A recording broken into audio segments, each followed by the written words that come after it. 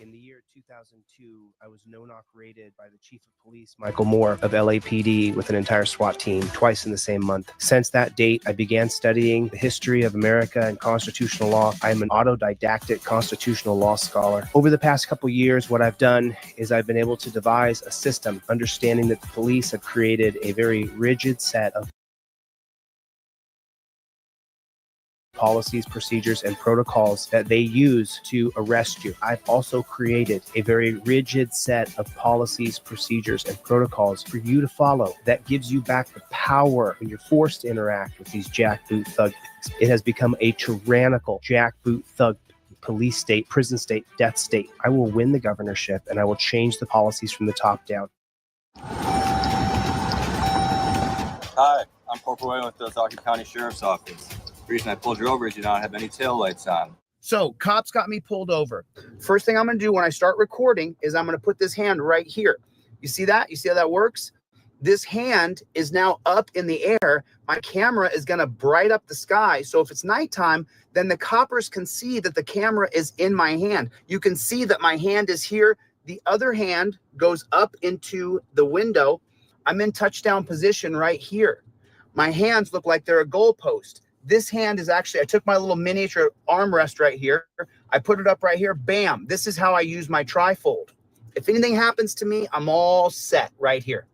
Okay, now that I got this like this, my camera's rolling. Most important thing. Second thing, my elbow goes in the windowsill right there. Do you see that? My elbow goes in the windowsill right there. There it is, right there. Now, with this hand up in the air and this hand up in the windowsill right here, I'm all set. I'm all set. The most I'm going to do is take the same hand right here, reach down and slightly roll my window down just a scooch. I'm all set up. I'm in touchdown position. This hand is rolling camera. This hand is up here so that I can reach up and grab my trifold and my proof of identification and my license.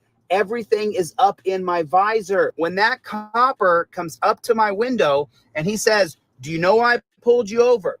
Do you know how fast you were going? How come you didn't pull over right away?" If he says, "Hey, can I get your license, registration, and proof of insurance?" Great. Because this hand is not going to have a camera in it. The one that I got my hand in now. My camera's in this hand over here. I'm in touchdown position, just like a goalpost.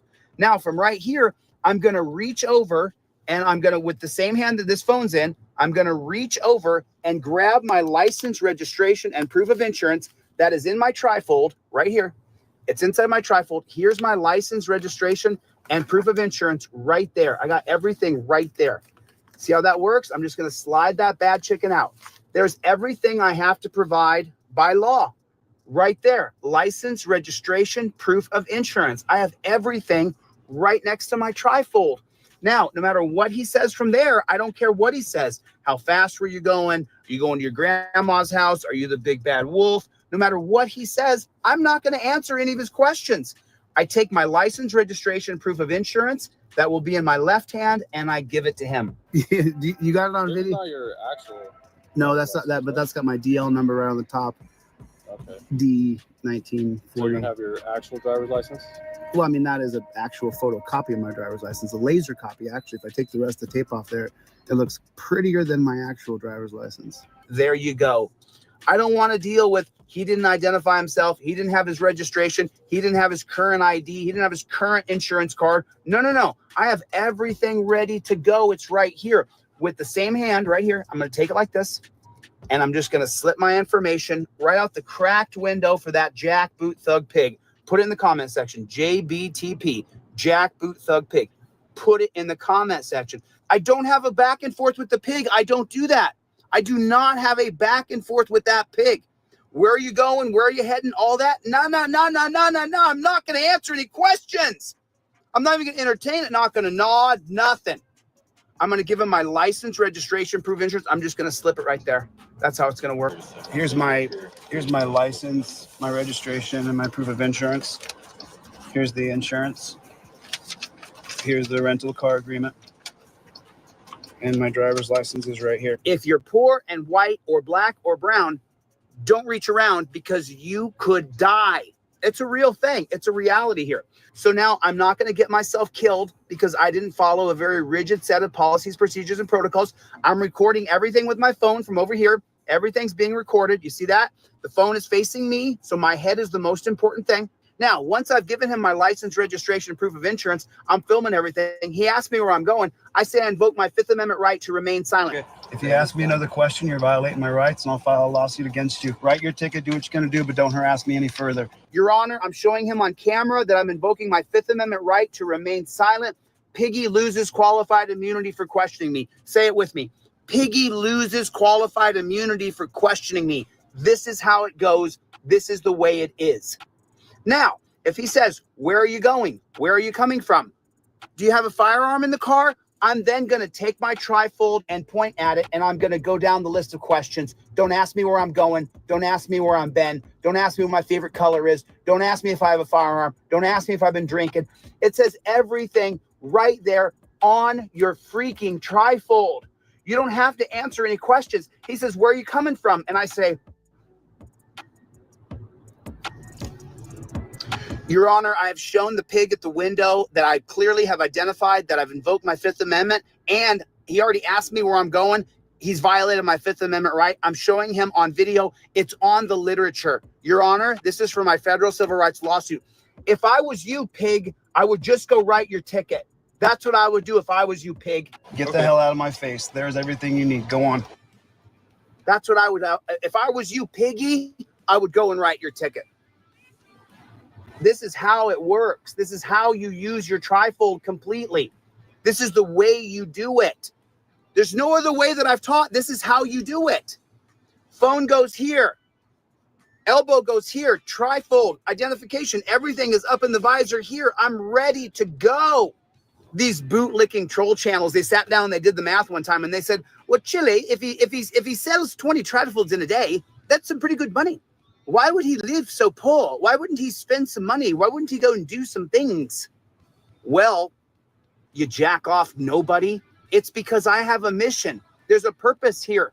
My purpose is to get a trifold in every single car in America. The mission is to get the Fifth Amendment cop cards in everybody's wallet. The yellow and blue cards only come out when there's a pig in front of you.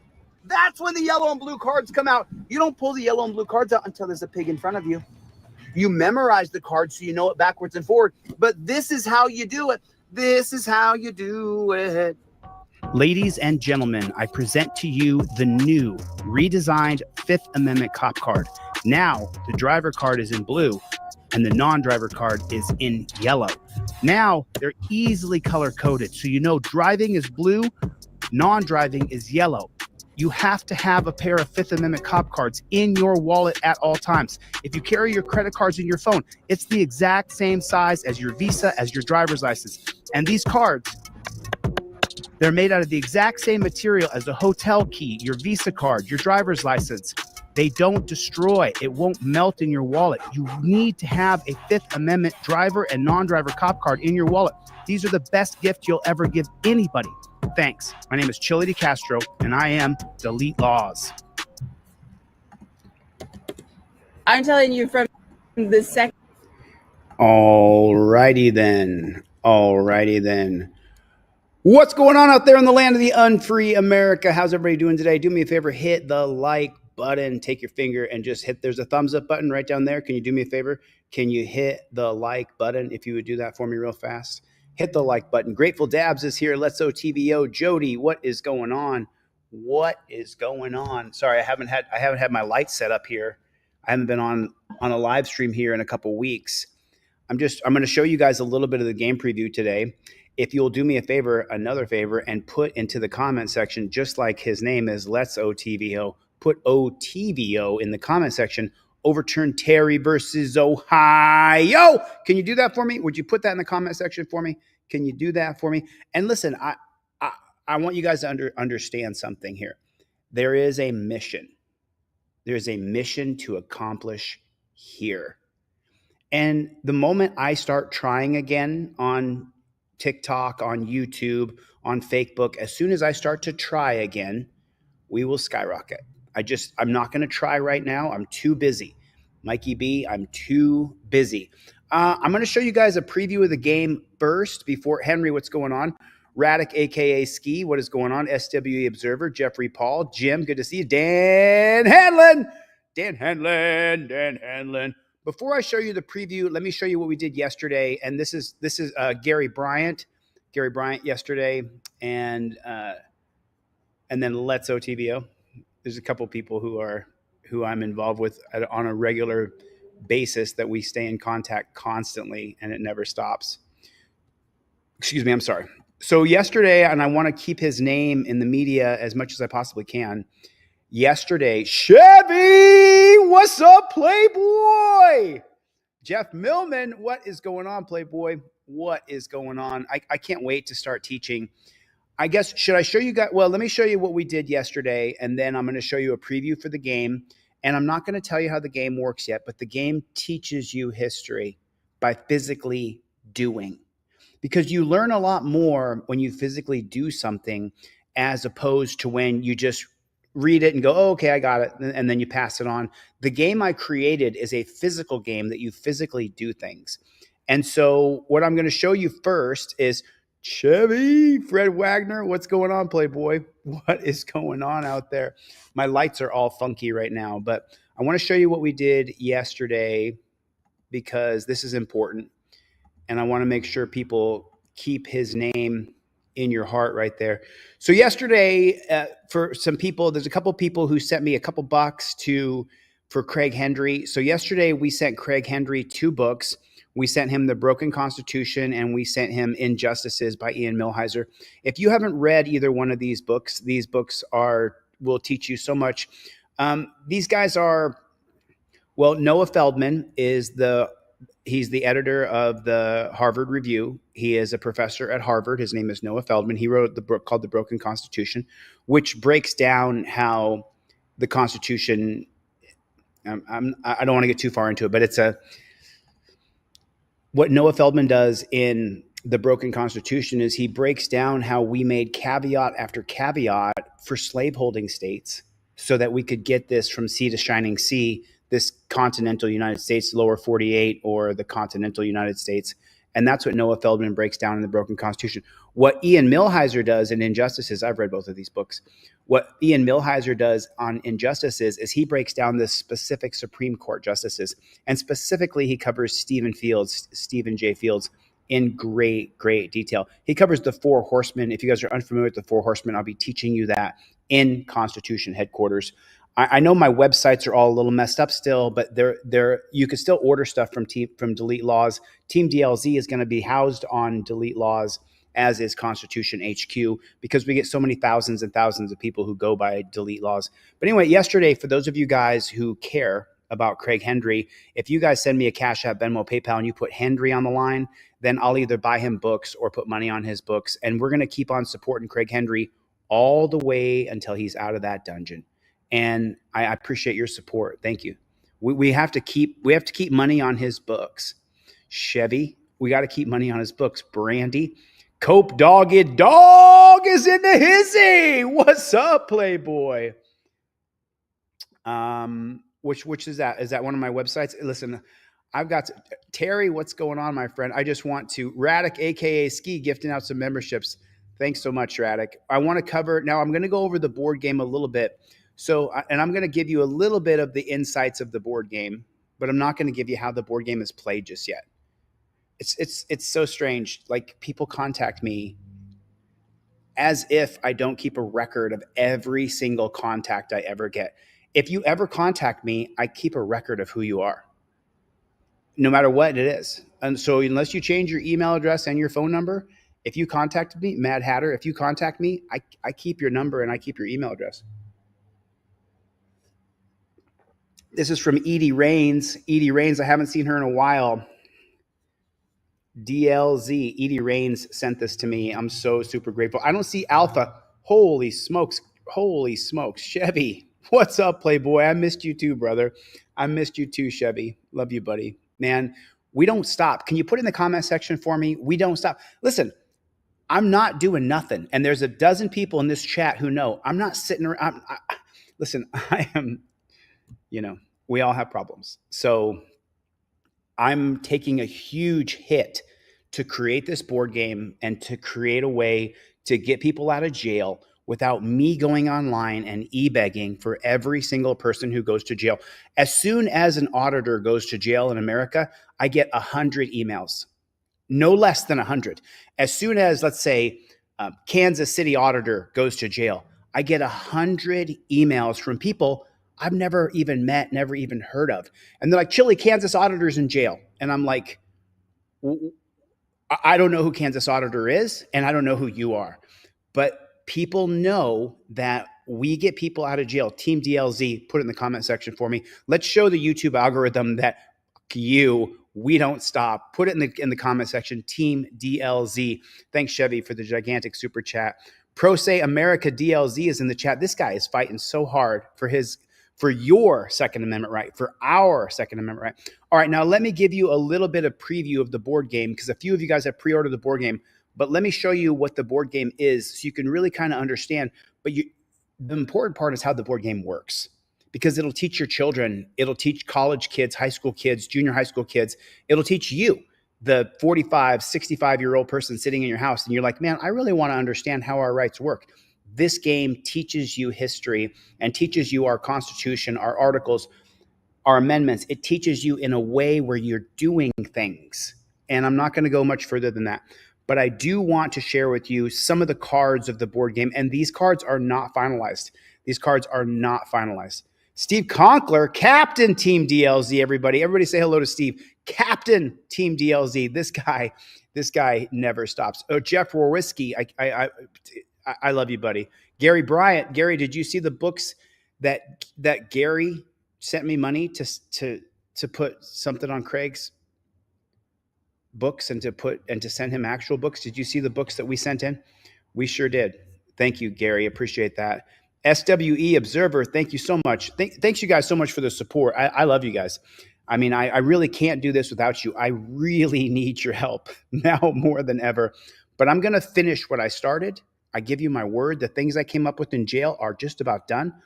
So here is a little bit of the board game so you guys can kind of start to get an understanding of exactly what it is.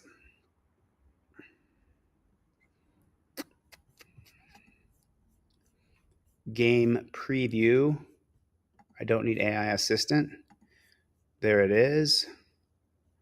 Window, game preview. So here, now this is only a tiny game preview. Okay, so I just threw some cards on here because everything is about education and learning on this board game Constitution headquarters.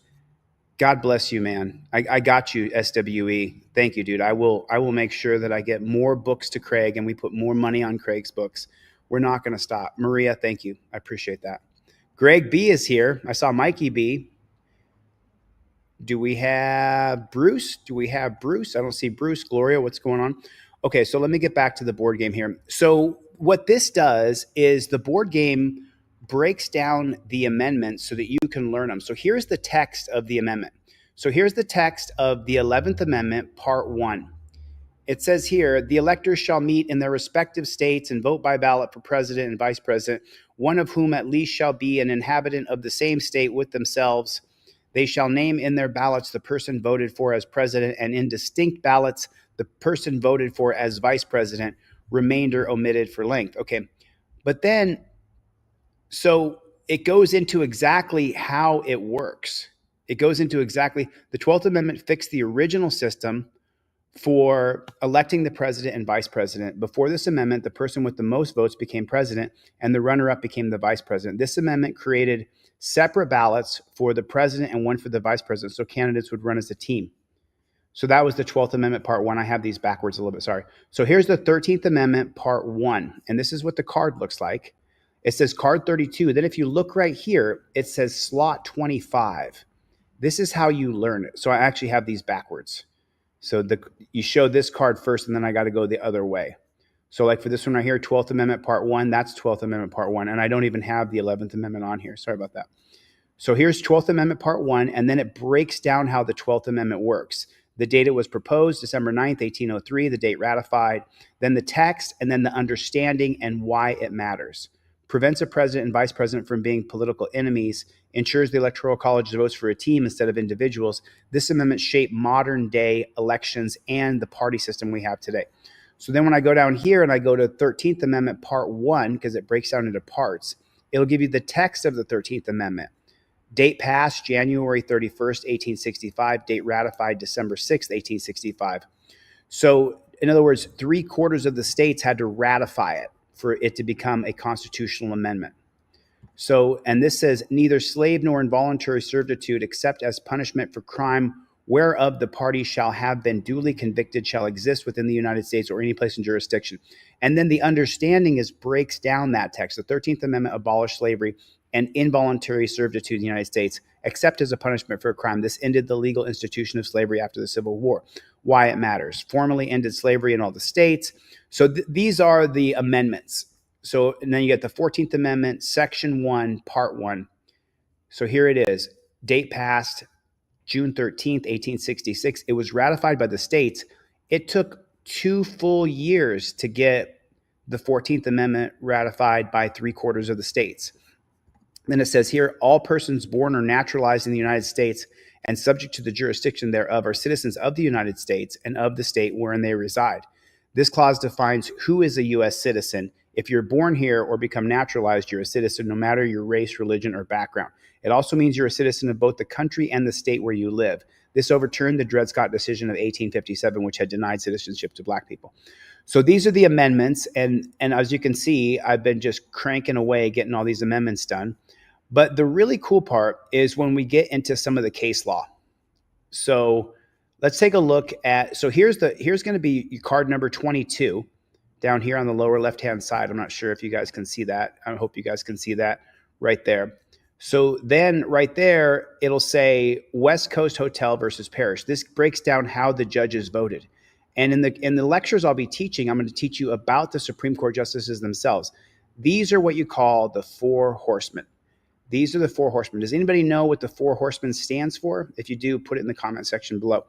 And then this breaks down the case of exactly what West Coast Hotel versus Parish is. This goes in slot 46. It's card number 22. Story. Maid Elsa Parrish sued for unpaid wages under Washington's minimum wage law. The hotel contested the law, arguing it violated the 14th Amendment liberty of contract. The holding. Minimum wage laws are constitutional under the state's police power, prioritizing worker welfare over contract freedom. The Constitution protects liberty of contract from state interference, and that was by the 4 horsemen. And the jurisprudence of this, what it did is it ended the Lochner era, shifting from economic liberty, expanded statewide wage and labor regulations, marked a New Deal constitutional turning point. So this, of course, when you take a look at it, 1937, right there, that you're going to know that FDR was president at that time. He got into office in 1932. Now, I don't have the U.S. president, but you get this. So these are just some of the case laws that come in the game. Wicker versus Filburn. And so I'm going to teach you guys so many things. Now, these are the state cards. So the state cards, this is card number 16, and it goes in slot number 4. I'm not going to go into detail about how the game works just yet, but on the back of this card for Tennessee, it'll tell you who the president was, the state capital of Tennessee, the state bird, the state flower, the state insect, the state motto, and this is on every card. Now, what this is this is a learning tool so that you can teach your children, and I haven't even gotten into the articles of the Constitution. There's 7 articles of the Constitution, and what this does is it breaks down those 7 articles into 140 different cards by part and by section and by clause. So you'll be able to truly learn the Constitution. You're going to learn the Constitution inside and out. It is going to be, there it is right there. The 4 horsemen, Aphrodite's child. So I believe it was, yep, you're getting closer here, Cope Dog. There's 4. There's 4 of them, Cope Doggy Dog.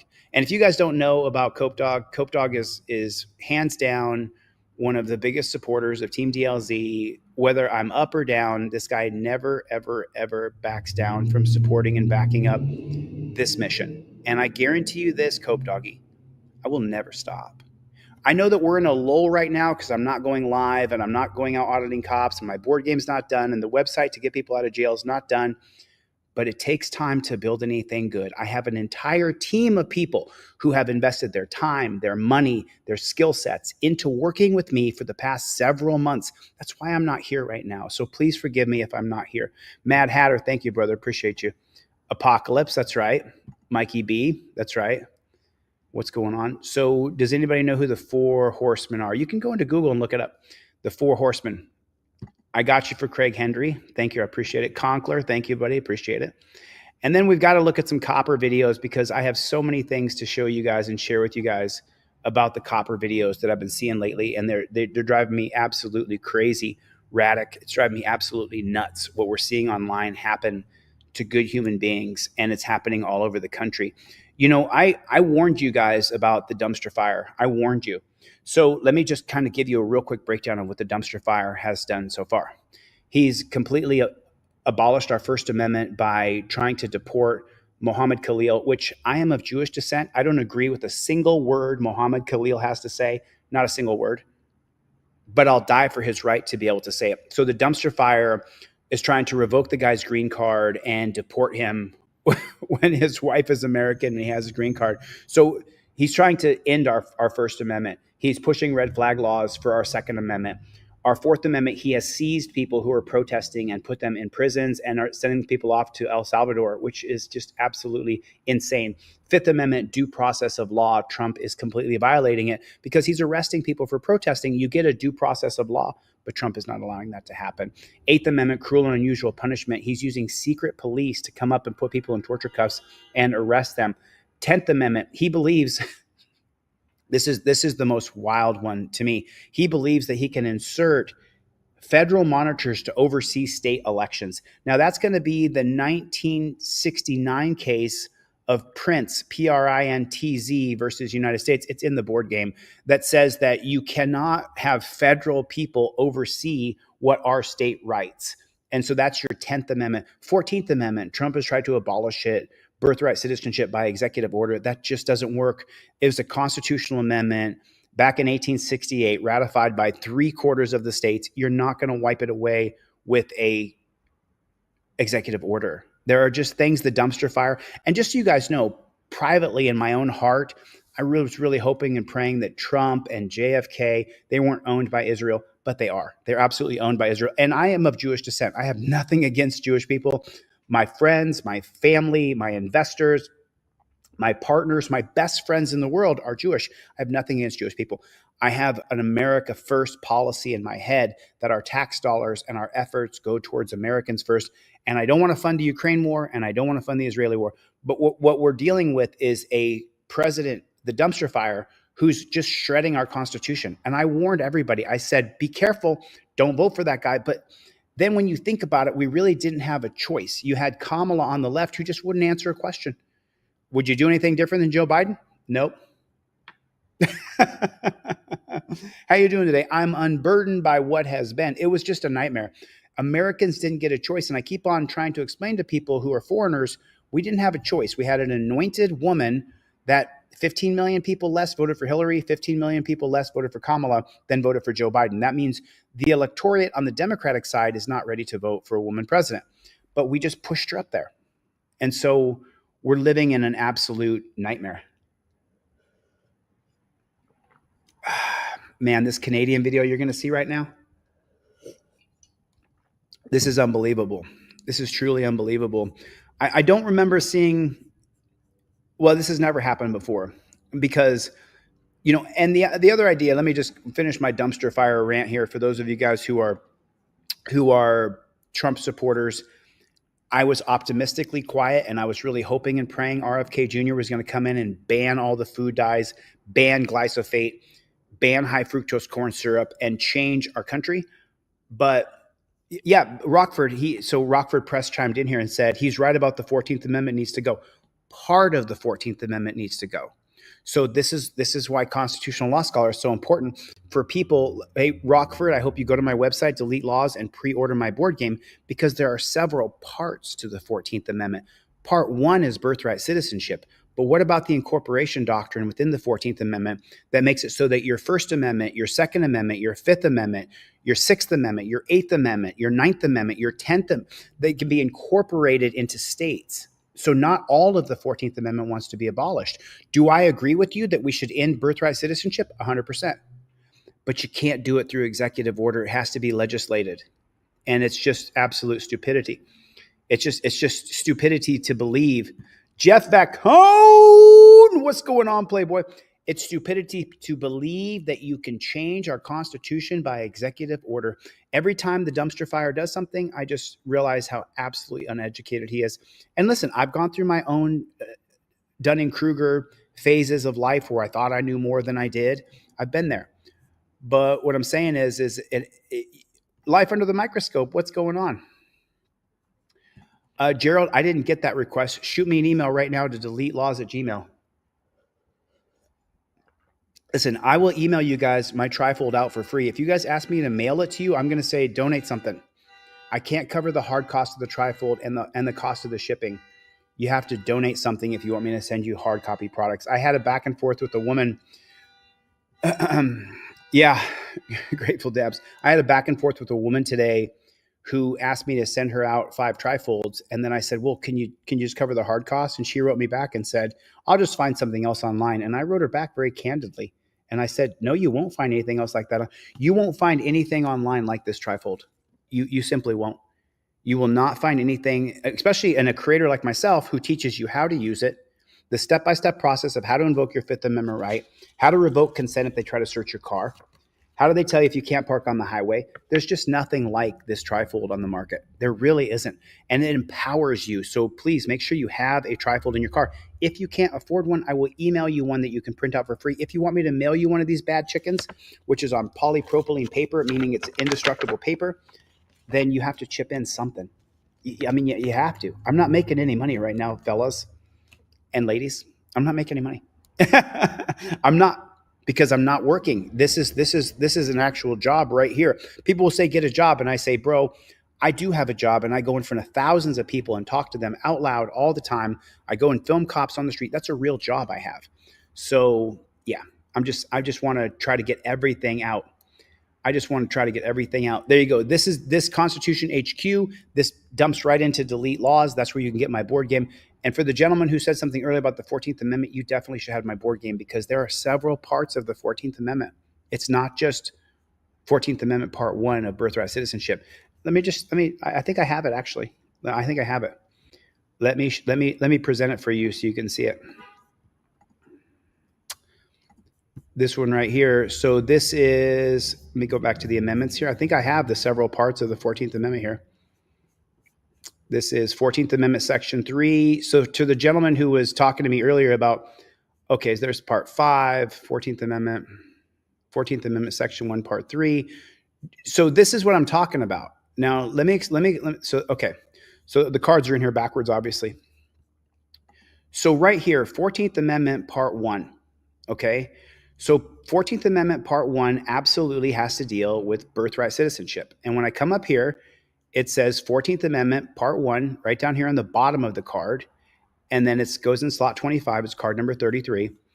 And then it says here that I already read this, all naturalized person. But then, do we all agree that the birthright citizenship part of it, because we don't have slaves anymore who are fighting for citizenship, we could probably get rid of Part 1 of the 14th Amendment, because what we're seeing are anchor babies and people coming over here to have their kid, and then they become a citizen, and then they get tax rights and they get welfare rights and all these things.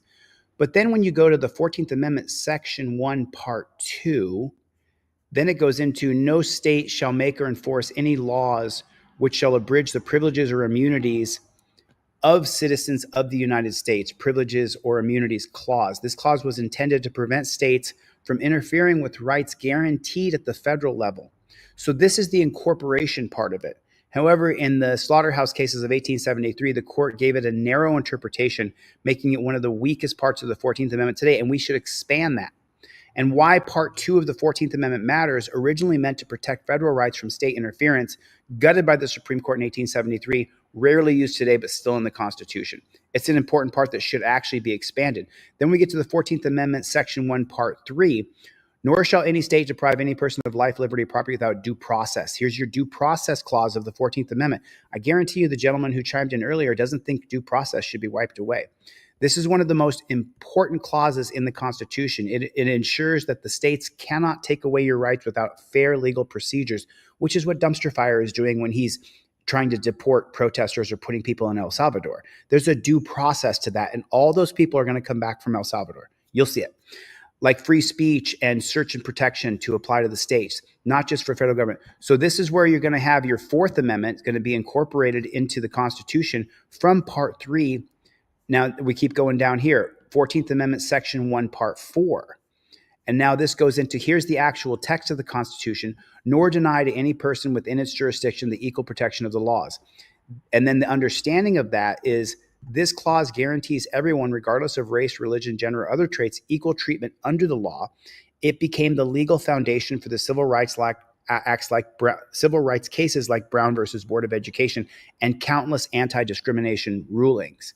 So it's a Section 1, Part 4 of the 14th Amendment is huge. What about Section 1, Part 5? Section 1 combines citizenships and privileges or immunities, due process, and equal protection, the foundation for modern civil rights and liberties. Section 1 of the 14th Amendment is the most frequently cited in constitutional law.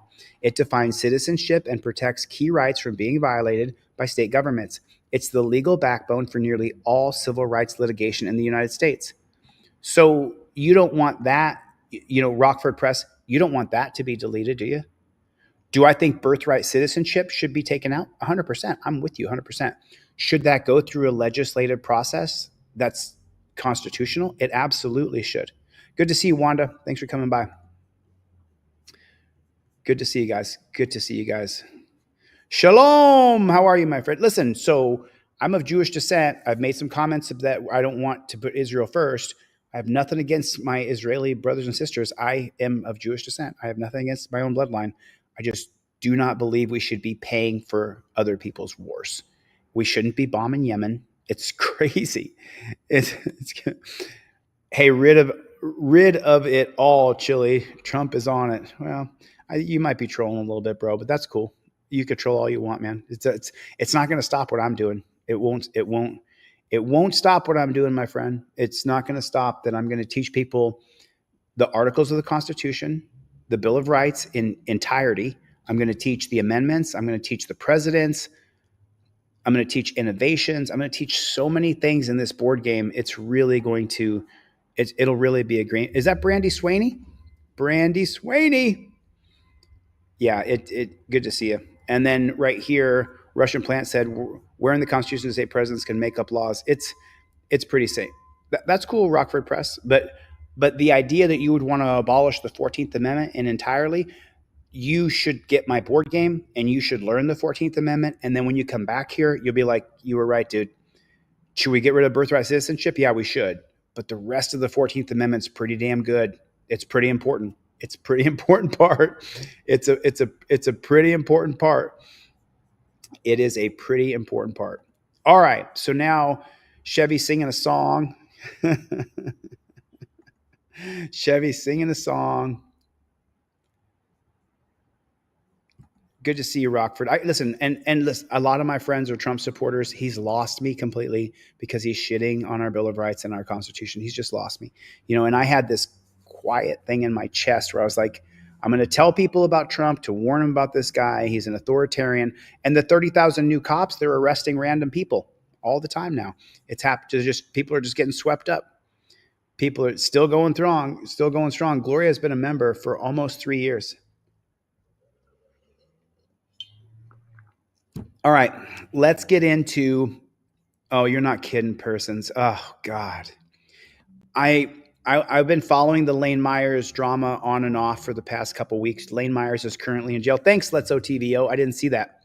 Let's OTVO. Thanks, brother. Appreciate that, man. Let me put that up on the screen. Thanks, brother. Appreciate that. Appreciate your support. We'll keep on sending books to Henry. We'll keep on putting a little bit of money on his books. I spoke with his wife day before yesterday, just for a couple seconds.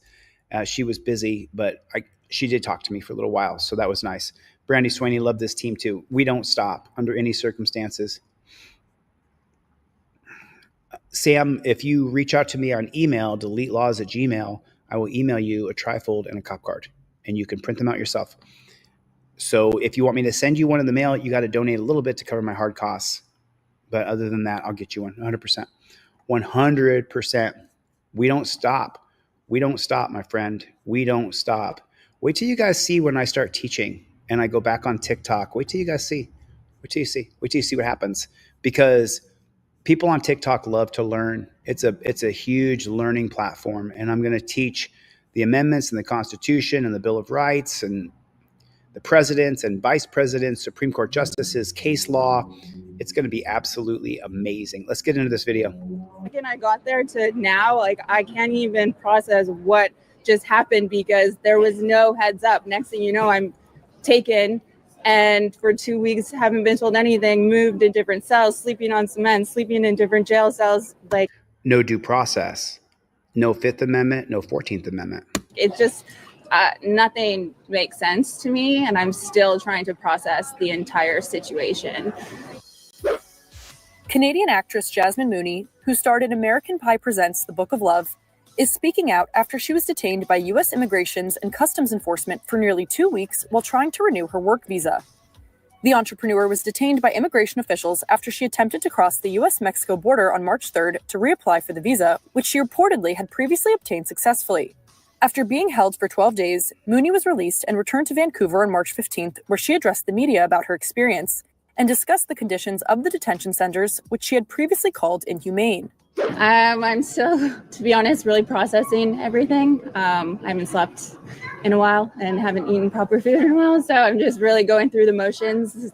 Getting back here was, it's just been a lot, but I do not wish it upon anyone, to be honest. Like, no one deserves to go through that, what I witnessed, yeah. The actress, who claimed she was transported 3 times, shared that the reason she was at the Mexico border was because her lawyer was in San Diego. She reportedly had encountered some visa issues in the past, including a cancellation, but claimed to reporters Saturday that when she was told by officials 2 weeks ago that she had to go back to Canada, she was then abruptly apprehended, despite looking for flights back to her. Well, first off, Jasmine, how does it feel to be back home? I'm still, to be honest, really processing everything. I haven't slept in a while and haven't eaten proper food in a while, so I'm just really going through the motions. Getting back here was, it's just been a lot. But describe to us what the conditions inside those detention centers. This is the part. This is the part right here. For every single person who's a foreigner, for every single person who has never been in the dungeon before, I'm not happy that foreigners are being put in jail for not having a visa. But that's what's happening. No due process of law, straight to jail. What I am happy about, though, is that finally the world is seeing the reason why they say, why would you run from the police? Well, she's going to tell you why. Because if you get put in the torture cuffs and you get drug off to the dungeon, here she'll explain exactly what the dungeon is. Describe to us what the conditions inside those detention centers have been like. I do not wish it upon anyone, to be honest. Yeah. Like, no one deserves to go through that, what I witnessed, yeah. You were transported multiple times. I was transported 3 times, yeah. I was transported today from Arizona all the way back to San Diego, so I haven't slept in 24 hours. And during the whole process, did anyone tell you what was going on when you were? I still don't even know how I'm home. My best friend Brittany's right there, and her and my friends and my family and the media are the reason I think that I'm home. I haven't even talked to her. You people are the reason why. You folks right here, you guys are the reason why I'm free today. And I'm not going to cry because I'm emotional about everything right now, but I'm not going to get all worked up. Been able to talk to Thank anyone. In 12 days, no one told me anything, like not once. So I don't even know how I'm home right now, to be honest. So we saw you embracing your friend and your mom earlier. What was that feeling like for you? I think I'm like, I don't know, I'm just so, everything's so surreal right now. Like, as I'm just like processing everything. So happy to be back. Yeah. There were other women in the detention center with you. Some of them also Canadian. You talked to them. And there was one other Canadian, but there was women from all around the world. I think I met at least 100 women in my unit. I met at least 100 men in the Clark County dungeon who didn't belong there. The last leg, there was about 30 of us that I became close with. But yeah, lots of women, all different stories, all different backgrounds from around the world. Did they ever say why your application was denied at the border, or is that something that's still ongoing with your immigration? It's still ongoing, but because there was issues in the past, I guess that's why. But to be honest, I really, like the whole process, I really don't completely understand. I was given no heads up of anything that was about to transpire. On the way back, I had the guards that brought me, they looked through all my paperwork and they were very confused as well. So okay, so listen to this. The reason why she says she was locked in the dungeon for 11 days. It's just been a lot. It's just been a very, very confusing situation. I've been gone for almost 2 weeks. Yeah. And I have no idea what really happened. You couldn't get any sleep or eat any food or proper food while you were in there? No. I'm like running on adrenaline right now for sure. Take us back, like why you went across the border and had to come back. I was reapplying for a work visa. I had a work visa and then I was reapplying for another one. And because my lawyer was in San Diego, I was at that border. Oh, okay. Yeah. Okay. And do you regret going across the border? I mean, yeah, of course. Like if I knew that was even a possibility, that could happen, I would have never in a million years gone there. Like I'm telling you, from the second I got there to now, like I can't even process what just happened because there was no heads up. Next thing you know, I'm taken and for 2 weeks haven't been told anything, moved in different cells, sleeping on cement, sleeping in different jail cells. Like it just nothing makes sense to me, and I'm still trying to process the entire situation. So let me run this back real quick because this has a lot of validity to me. Like I can't even process what just now. Listen, I'm going to break this down with you guys. Happened because there was no heads up. Next thing you know, I'm taken. I was just arrested from the courtroom for doing nothing other than filming a cop. And for 2 weeks haven't been told anything. Moved in different cells. I'm put into a holding cell that's a 5 foot by 8 foot cell, 6 feet at the bed space, 5 feet at the door space. And then there's people fluctuating in and out of this tiny, tiny little cell. Sleeping on cement, I'm sleeping on a bench. I'm sleeping on a wooden cot, I guess you would call it. In different jail cells. They transport people in and out of these different tiny little freezing cells. Just nothing makes sense to me. It made no sense because they won't give you any information. You don't have a clock on the wall. You don't know what time of day it is. And I'm still trying to process the entire situation. You said you've worked in the U.S. before. Do you think what happened to you is because of Trump's new executive order? I honestly, I really have no idea. There's everyone. I don't want to point fingers at anything. Absolutely, this is Trump. So when you hire 30,000 new pigs, then 30,000 new pigs want to flex their authority, is what wants to happen. And Kelly's got it right. She's actually going to blame Geo Group and Core Civic here in a moment. I don't know. But obviously people can speculate what they want. Like I said, I have no idea what just transpired. I'm still trying to figure it all out myself. What do you want to tell Canadians who might be, looking to apply for a similar visa like you? Don't go where you can't come back directly back to Canada. I don't know if like my entire experience, everyone in there was like, as soon as I would speak, they're like, whoa, wait, where are you from? I'm like, Canada. They're like, what are you doing here? I'm like, I don't know. Everyone thought I was from Russia. It was hilarious. So I'm like, but yeah, it's just, I don't know if I just got caught up in an accident or what. No. But here I am. Just, being held in there and not knowing when you are going to leave or come home. That was Alpha Team DLZ, Alpha Team DLZ, I see you in the chat with your letter A. Can you send me that video where she actually blames Civic Core and Geo Group, the two private prison industries? It was really, really hard the first few days, but then when I got to know everyone else in there and heard all of their stories and how long they were in there, I was like, okay, I'm not allowed to feel sorry for myself at all, because every single person in here is in a way worse situation than me.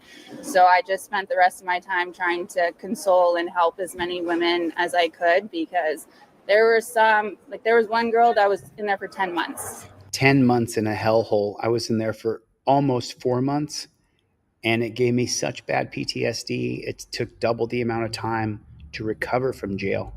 So 2 weeks compared to 10 months, how am I supposed to complain about anything, right? How hard was it to find out why you were in there? Were you told anything? No, what I was told was I should have applied through the consulate, and because of my situation, they had to send me back to Canada.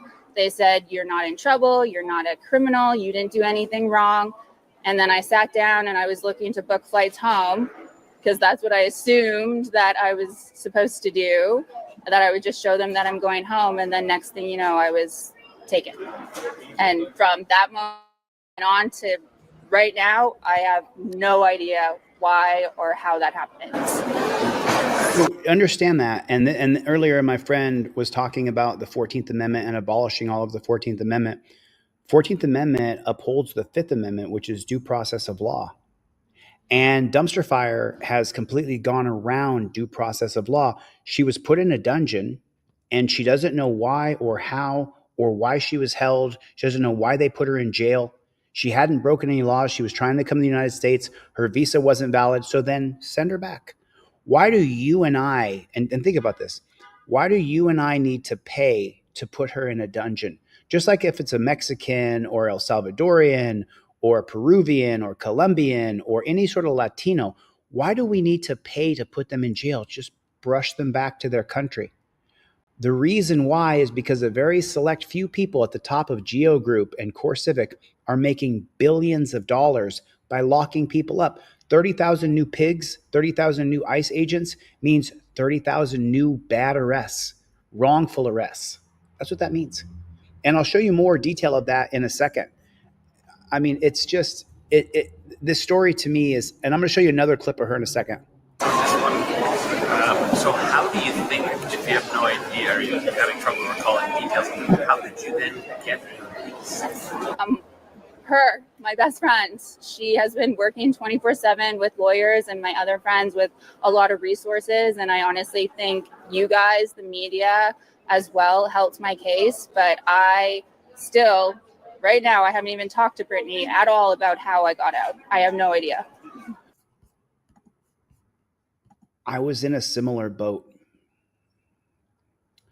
I didn't know how I was going to get out of that dungeon. I had no idea how I was going to do it. I just knew that I would never stop fighting. I would never give up. I would never, ever, ever stop until the conviction of filming a cop was appealed and overturned. And it was because of you, because of Team DLZ. I feel so much pain in my heart for her. I can't even begin to express how hurtful it is to hear her speaking. So now I'm going to show you another video of her real quick. I want to find the video where she blamed. Been lying on their maps. So look at this. I'm Canadian who was detained in ICE for 2 weeks. It felt like I've been kidnapped. So for every person who's from another country, they do this to us in America every single day. We have 5% of the world's population and 25% of the world's prisoners. That's not counting jails. They arrest us in this country every day. They put our arms behind our back, put us in torture cuffs, and drag us down to a dungeon where they put us in an ice cold cell with no communication to our friends or family. If you're going to get out of the dungeon, you have to have someone like Team DLZ get together, do a great big video of e-begging people to donate money to get you out of that dungeon. They do this to us every day in America. And this caption, I hate that this video is from MSNBC because I can't stand them. I can't stand Fox or CNN or any of them. But it's important to take a look at the facts. I was taken to a tiny freezing cement cell with bright fluorescent lights and a toilet. There were 5 other women laying on their mats with aluminum sheets wrapped around over them, looking like dead bodies. The guard locked the door behind me. What kind of way is that to treat someone who's not criminally insane? Yeah, you got that right, Mikey. 30,000 new cops means 30,000 new civil rights violations. Claudette is here. Good to see you. Torture cuffs are always torture. And by the way, Cope Doggy, I got your donation for Craig Henry. Just so you guys know, Cope Doggy Dog just sent me $50 for Craig Henry. So I will put that on his books. Because right now, Craig Henry is in a fucking dungeon. He's in a dungeon right now for no reason. They just made up charges against him. It's just, we're living in such a police state, prison state, death state. With aluminum sheets wrapped over them, looking like dead bodies. The guard locked the door behind me. For 2 days, we remained in that cell, only leaving briefly for food. The lights never turned off. We never knew what time it was, and no one answered our questions. No one in the cell spoke English, so I either tried to sleep or meditate to keep from having a mental breakdown, excuse me. I didn't trust the food, so I fasted, assuming I wouldn't be there long. She added, quote, I was told to shower, given a jail.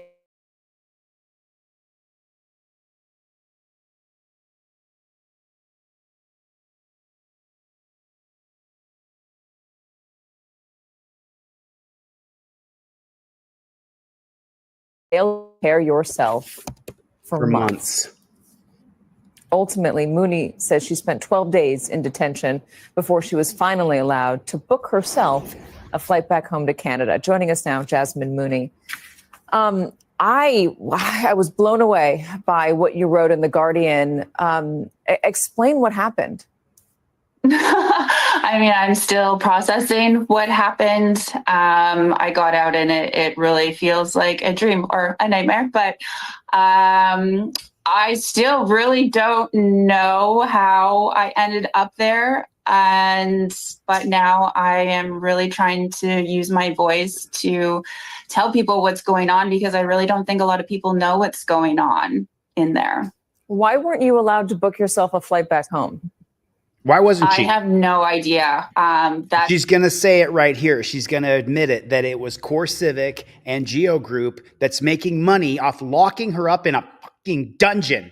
That's what she's going to say right here. I assume that if there were a denial with my visa, I would just book myself a flight and head back home, apparently because I had one denial before and then my other visa was voided. So for some reason, they said that they had to send me back to Canada. And I was literally booking my own flight to go home.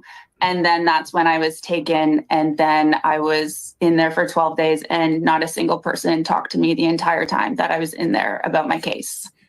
Foreigners and anybody who hasn't been put in the dungeon before, Joseph Barbini, thanks, buddy. Foreigners and people who have not been locked up. This makes me super emotional, whether I like it or not, because I just lived through this. The other day, Let's OTVO in the chat here, Let's OTVO sent me a message and he said to me, "Hey, Chili, tomorrow's a big day for you." Fuck. Sorry.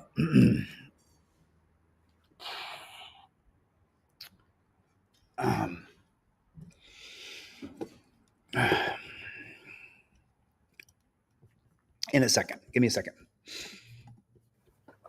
Why do you think you were not given the opportunity? Do you feel like you were being used to send a message to others? You know, I've been trying to come up with every explanation that I can. And I truly don't know. I was in there. I met around 200 other women who none of us had a criminal record.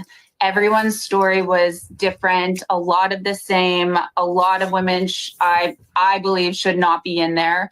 And what I found is the issue wasn't about getting deported. A lot of women admitted that they overstayed their visas. It's just what the issue that they have is the process of getting out of there.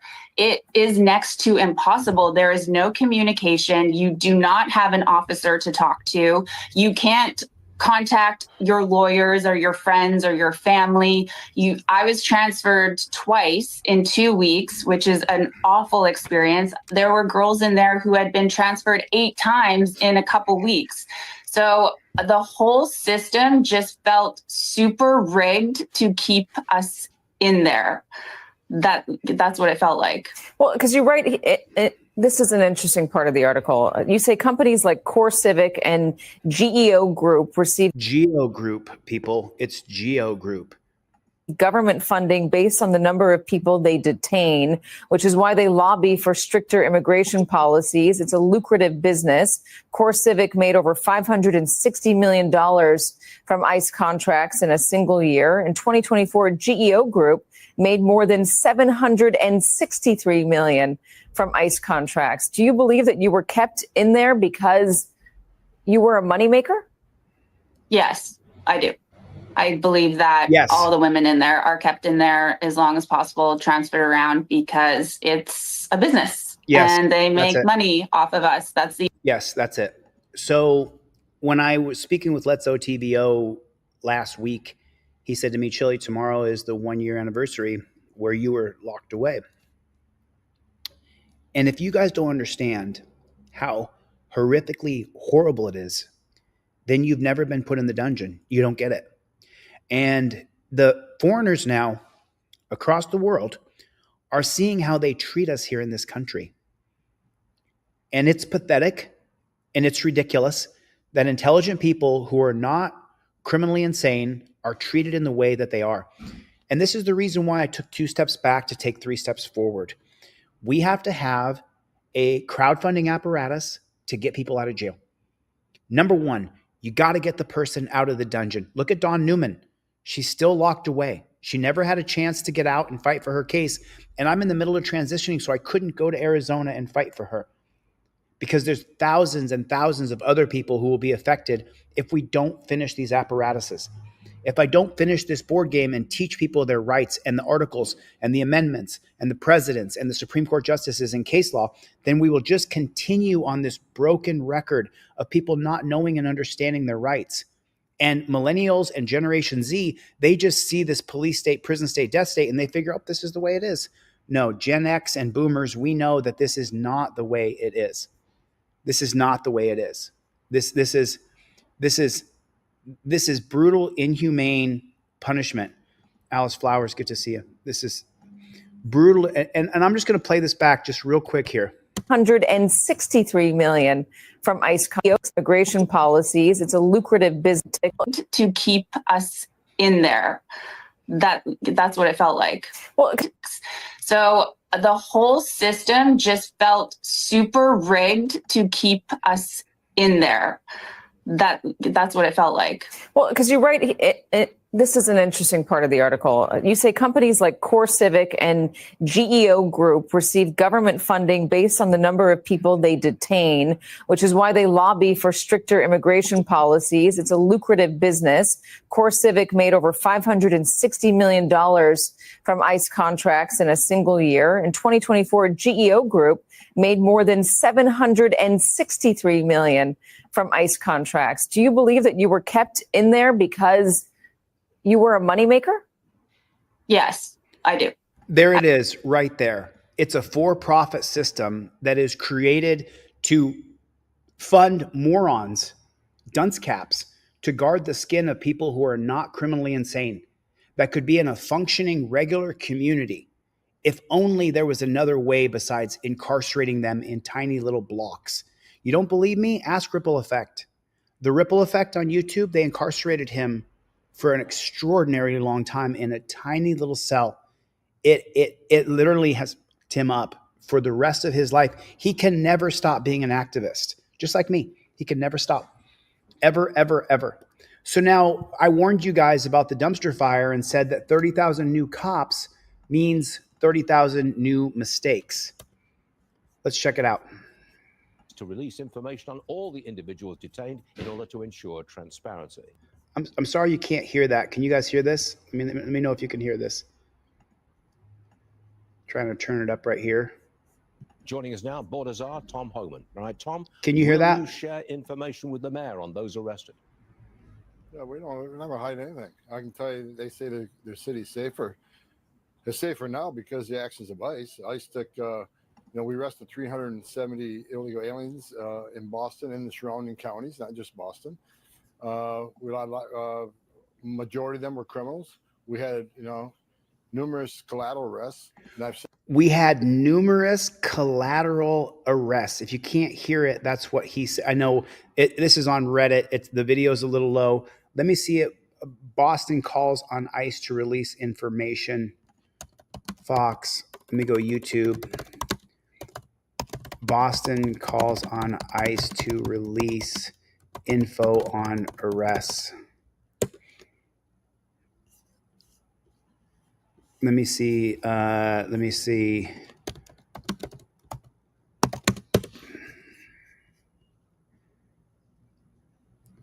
don't see it in here. Let me see if this is a better version of the same thing we just saw. Hopefully this is a little bit better. I don't think it's going to be. I think we just have to listen to this on low. Let's just listen to this on low. ICE to release information on all the individuals detained in order to ensure transparency. All right, joining us now, Baltazar, Tom Homan. All right, Tom, will you share information with the mayor on those arrested? Yeah, we never hide anything. I can tell you, they say their city's safer. It's safer now because the actions of ICE. ICE took, we arrested 370 illegal aliens in Boston and the surrounding counties, not just Boston. Majority of them were criminals. We had, numerous collateral arrests, and I've said it before in the show, and I'll keep saying it. Collateral arrests are going to be, people who aren't criminals that are found when we're looking for the criminal are going to be taken into custody. That's why we want access to the jails. Let us in the jail, arrest the bad guy in the jail, because when we go to the community, we'll find them. Most likely be with others. If they're in the country illegally, they're coming too. Why did you? Did you hear that? He just said that there's people who are not criminals who are being arrested. In the surrounding counties, not just Boston. Majority of them were criminals. We had, numerous collateral arrests. Numerous collateral arrests. In case you didn't know, numerous collateral arrests means that you or your brother or your cousin or your lover also is arrested when they're arresting illegal aliens. And let me tell you something. I'm all for America first. I'm 100% for Americans first. Our tax dollars should go to Americans. But why are we spending billions of dollars on wars for Ukraine and Israel? Why? Because Donald Trump is on the Epstein list. That's why it hasn't come out. And Mossad owns every one of our politicians because Epstein was prolific. He caught all of them having sex scandals, and he has them on film. And the rest, who are Jewish congressmen and senators, they toe the line for Israel. And we are just paying all of our tax dollars out to fight Israel's war. That's why we just bombed Yemen. And this guy right here, he's saying that there's going to be collateral arrests. We're collaterally arresting people just because they were in the area. 30,000 new cops, millions of ways to violate our rights. And that's what we're dealing with. It's horrible. I've said it before in the show, and I'll keep saying it. Collateral arrests are going to be, people who aren't criminals that are found when we're looking for the criminal are going to be taken into custody. That's why we want. When you're looking for the criminal, but what is the criminal? The criminal is what? The criminal is someone who's here illegally. Why do we have to put them in a prison? Why do they need to go to prison if they're here illegally? If they've committed a felonious act where they hurt somebody or they robbed somebody or they killed somebody, I understand that. You and I would be charged and the whole thing. But I don't understand the solution to the problem of crime is to put people in a dungeon. But we've been doing this since 1968, since Terry versus Ohio, in the millions, and our country's worse. The drug problem is worse. The crime problem is worse. Everything across the board is worse. Is our society better because we've been locking people up? Is that why? Is that what's going on? Mr. Bones got a question. Let me see where Mr. Bones is. Mr. Bones had a question. 100%, Mr. Bones. And I'm sorry you and I haven't talked on the phone. I've just been super, super busy. Super, super busy trying to. Let's Go TVO. So if you guys don't know, we have a huge story coming out with Let's Go TVO. Right now I'm collecting a bunch of videos. We're putting them together.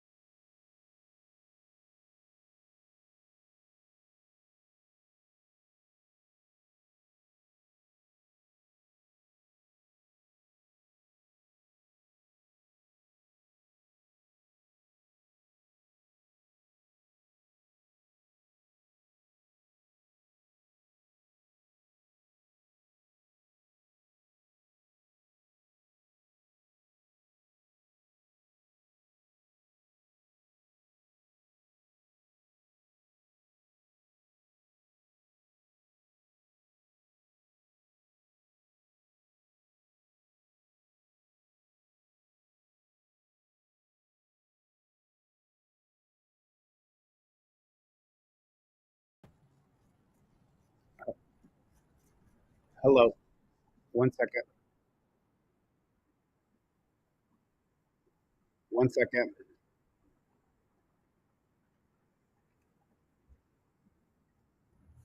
Unbelievable. I have no idea why I just did that. But nobody is Clay Foundations here? I didn't see him in the chat yet. I don't think so.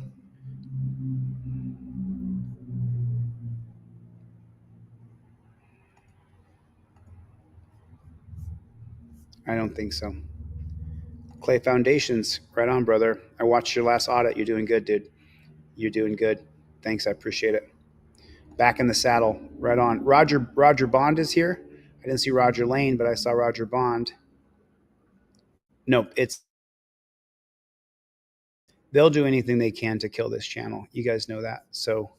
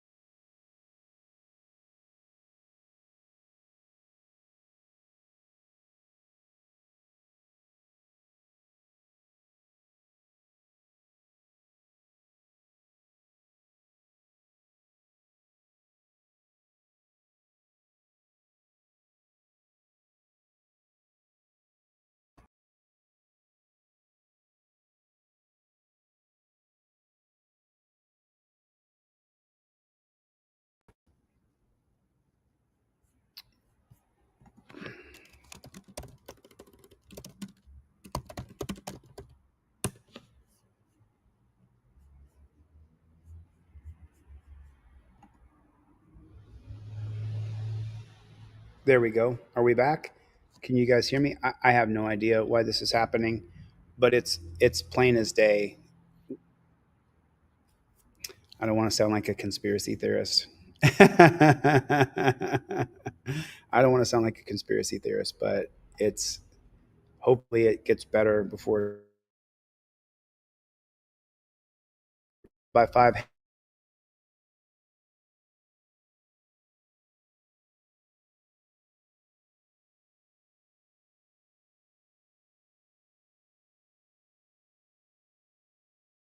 Oh, can you guys hear me okay? All of the tabs that I have set up to show you guys, when it flickers, all the tabs start playing at one time. So it's not going to stop us. We don't stop. If this goes off again, just stay with me. I'll come right back as soon as it lets me back on. I have no idea why it's doing it, but that's what it's doing. So I don't know where we were. Cool. Okay, we're back. Jim, good to see you, buddy. Jeff, good to see you. Thanks. Thanks a lot for your support. I appreciate it. I'm with you on that one, Grateful Dabs. Oh, yeah. Right's on. Good to see you, man. Listen, when we start teaching again, I'm going to go back on to all the different social media platforms, Facebook, TikTok, Instagram, YouTube. I'm going to go to all the different Reddit. I'm going to go to all the social media platforms, and I'm going to start teaching. So I can't wait. Thanks, Jeff. Thanks, Chevy. Appreciate you guys for the support. Hopefully we're not frozen anymore. No, Artel, I have everything closed. It's just crazy. All right. We don't stop. I'm not going to let this shit screw me up. I'm going to keep going here. So this is on TikTok Rick Rock. Hopefully the sound is okay. Let me see if I can get a full version of this. Let me see what you guys see, and then we'll take it from there. Let me go like this. Okay, so let me know if the sound is all right on this, and we're going to go over this video right here.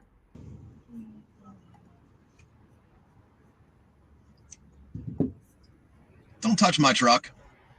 I need your driver's license. Get your pen out and write it down.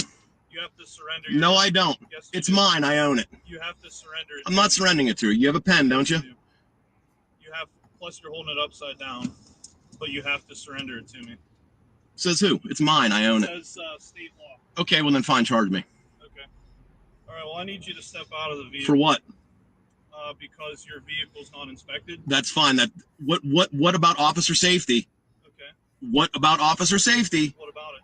You can get me out of the car for officer safety. That's what Pennsylvania versus MIM says. I don't pose you a threat at all. What's your name and badge number? Pennsylvania versus. What is your name and badge number? My name is Officer Olsovsky with the West Hills Regional Police Department. And your badge number? 49. Okay. Okay. What's your reasonable articulable suspicion for pulling me over? I don't need. Oh, you have no inspection sticker. Okay. I don't answer questions. Okay. So this is what I'm talking about. I saw this video pull up on TikTok Rick Rock.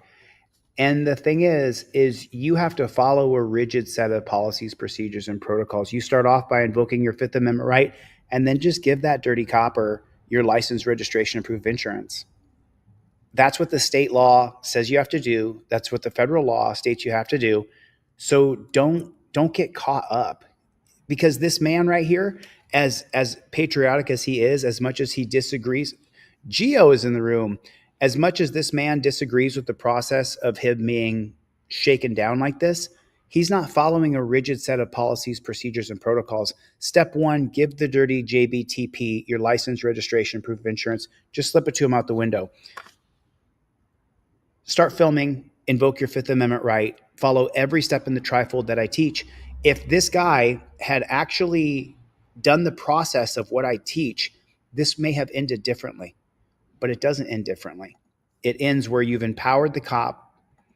All right, well, I need you to get out of the vehicle. I'm not stepping out of the vehicle. All right, well, you have to. Why?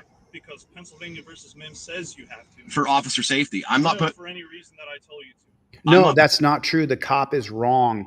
It says right here in your trifold on page 2, right here. When you flip the trifold open on page 2, it talks about Pennsylvania versus MIMS right here. Officer safety is legitimate and weighty. You have to get out of the car for officer safety. If by video you can show that there's no way a reasonable officer could believe you're armed and dangerous, you could challenge the order as unlawful because against the spirit of the law. Challenging the law could certainly get you arrested. Challenging the policy of the Supreme Court, that word should be policy in the bottom line of that. But you want to follow that trifold step by step by step. You never want to deviate from it, ever, ever, ever. Because if you do, then you may have stepped out of line and that cop, for example, this cop is saying that it's the state statute that you have to give him your license. I'm not sure which state this is in, so I couldn't look it up. But if you don't follow the step-by-step procedures that I teach you, then you could end up in torture cuffs and you could end up in a dungeon. Posing you a threat. Okay, well, also I'm towing it, so. Why are you towing it? Because it's not lawful to be on the roadway. I don't think you can do that. I absolutely can. Oh, you can? Yes. Okay. There it is. Like, who's sick to you on me? There it is right there. John Lunn, you got it exactly correct, John. That's the key. You must have license, registration, and proof of insurance, or you standing on your Fifth Amendment right, you filming and doing all those things, it won't work. Because of the 2001 case of Atwater versus City of Lago Vista, anything is arrestable. They can arrest you for any infraction, your registration, a tail light being out, your headlights not on. They can arrest you for absolutely anything because of the 2001 case of Atwater versus City of Lago Vista. No one knew about the 2001 case of Atwater versus City of Lago Vista. There wasn't a bunch of attention put on it, but we can change it in a state-by-state legislative process, which I'll be teaching on Constitution HQ. I just got to finish this board game. But like he said, have your license, registration, and proof of insurance ready to go, because 90% of this country believes that you have to have a license or registration and proof of insurance, so the people won't back you. Only a small percentage of people will back you. And there's people who can get away with it, but you may not be one of them. So you want to make sure that you're prepared so you don't get put in a dungeon. I saw you at Sheets with no inspection sticker. Oh, so you're stalking me? No, I patrolled Sheets. Okay, but Sheets is private property. You don't patrol Sheets. It has, Look, I'll tell you what, bro. Okay, we can just argue about this in court. Okay. Okay, absolutely. We're gonna argue about this in court, and you know what? Okay. Okay, so just write down my driver's license number. I'm not handing it to you. Okay, I'm not handing it to you. Okay, well, okay. I'm gonna get it from you because by law you have to surrender it to me. Write it down. You have a pen. Yes. Get. You know what? I want to see your supervisor. Get officer. Get. I want a supervisor. I'm asking you for a supervisor. I want to see a supervisor. Okay, I don't need to give. Call me a supervisor. I'm not. I'm asking you for a supervisor. Okay, and I'm telling you no. I want a supervisor. I'm not getting out of the car. I'm afraid for my life. You have a weapon. I don't. Okay. You are armed. I don't trust you. Okay. Please get me a supervisor. Okay, so my supervisor, who also carries a firearm. I don't care. Get me a supervisor. I don't trust you. I don't know who you are. Get me a supervisor. You don't know who I am? I don't know who you are. No. Okay, I've talked to you on several occasions. I don't care. I need you to get me a supervisor. Okay, I also need your vehicle registration card and proof of insurance. I don't know if I have that on me, actually. I will provide that in court. Okay, you can run the plate. The plate is valid. Okay. Okay. Is the dealer plate valid? I don't answer questions. Okay. I need you to surrender your driver's license to me. How do I know you're going to give it back? Because I have no reason to keep it. I don't know that. You're threatening me with arrest right now. Okay. You're threatening to violate my civil rights. Please get me a supervisor. Okay. Please get me a supervisor. Please just make it easy on everybody. Get me a supervisor. What? Because I want you to give me a supervisor. You're threatening to take away my fucking vehicle. You're threatening me. Okay. I would like a supervisor. Well, I'm not threatening. Yes, you are. It's not lawful to be on the roadway. I would like. You don't know that. Okay, you're accusing me of something. It's not inspected. Do me a favor, please. Do me a favor, please. Just for everybody's benefit, okay? Look up section. I believe it's section 6 of the inspection law.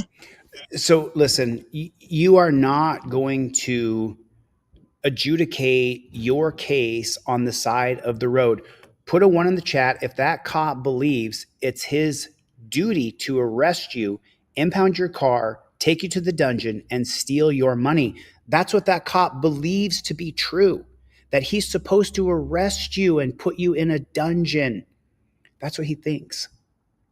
You're not going to adjudicate your case on the side of the road. This guy has an expired registration. We're seeing it all over the country. Harvey Freeberg just yesterday covered a guy who got arrested for not having his registration. He had a warrant apparently or something like that. But the point is if you, Dar's got it, they're going to smash his windows out. So you have to follow a very rigid set of policies, procedures, and protocols that I teach on the trifold. You can put how to use your trifold on my channel. I've made 10 videos of how to use your trifold. You have to follow it. It's not what I want. I give you this broccoli wad rubber band so you don't have to reach down and reach into your glove box where the cop could shoot you. And then what happens to him? Nothing. The cop gets away with killing you. He reached is what the cop will say. They've created all these terms like excited delirium. The truth is that you shouldn't be subjected to this kind of tyrannical behavior, but you are. You have to do it. You have to do a step-by-step procedure, follow a rigid set of policies, procedures, and protocols for yourself. Start filming the cop, invoke your Fifth Amendment right, invoke your First Amendment right. You have to follow every single step of the trifold. And then if you get it on video, I guarantee you, Team DLZ, we will fund to get you out of jail. We will help you fund your civil rights lawsuit, which I have a video coming out with Ripple Effect and Zaner, where we're going to teach you guys how to write your federal civil rights lawsuit using ChatGPT. So it's just, yeah. And then Chevy's got it exactly correct. Exactly correct. Exactly correct. Willie Dig, go to deletelaws.com and get your trifold. Someone can put the link for Willie Dog.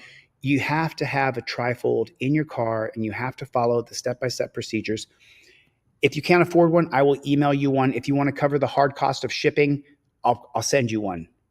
So that's touchdown position. Stay alive. That's exactly correct, my friend. Okay. Yeah. Page not available. What are you talking about?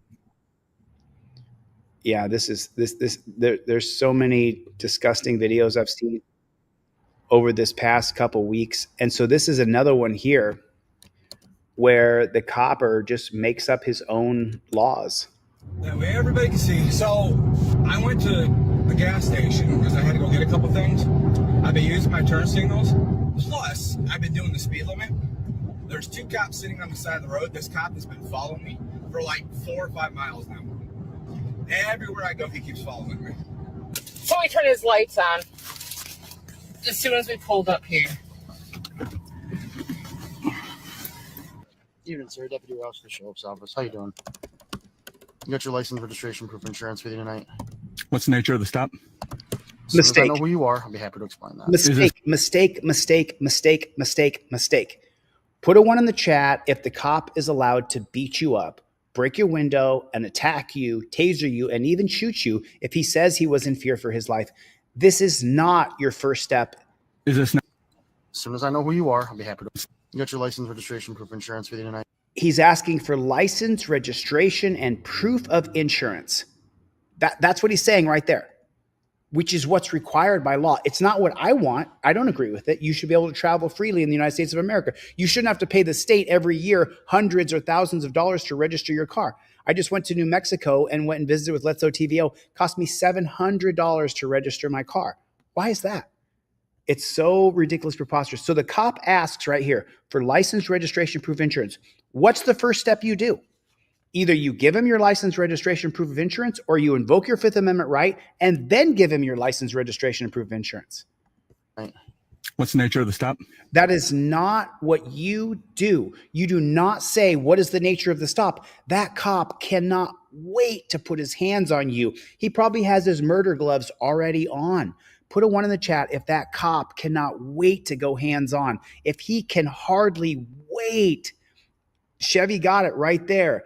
Damn cop can kill you because you didn't give him your license, registration, and proof of insurance. Is that what you want?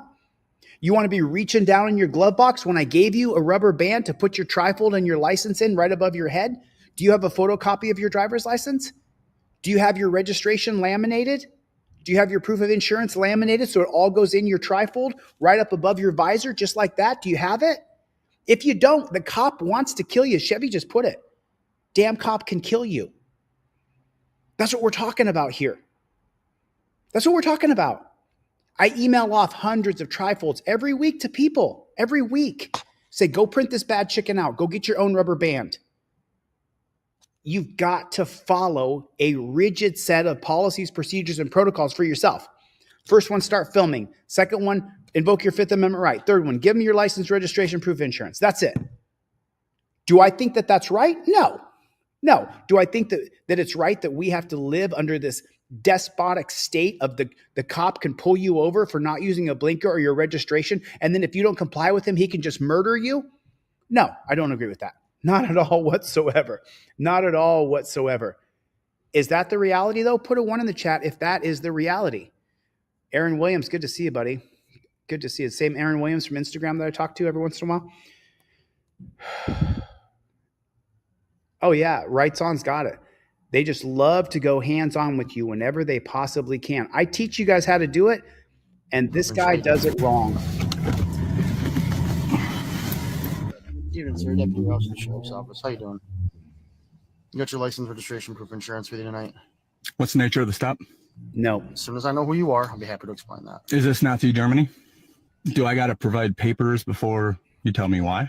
Well, if I don't know who I'm talking to, in case you run off or flee, I'd like to know who I'm talking to. So if you don't mind providing your identification, I'd be happy to go forward with you. Well, I would take the key out if I could, but I can't. Okay, no problem. I would still like to know why I'm being stopped.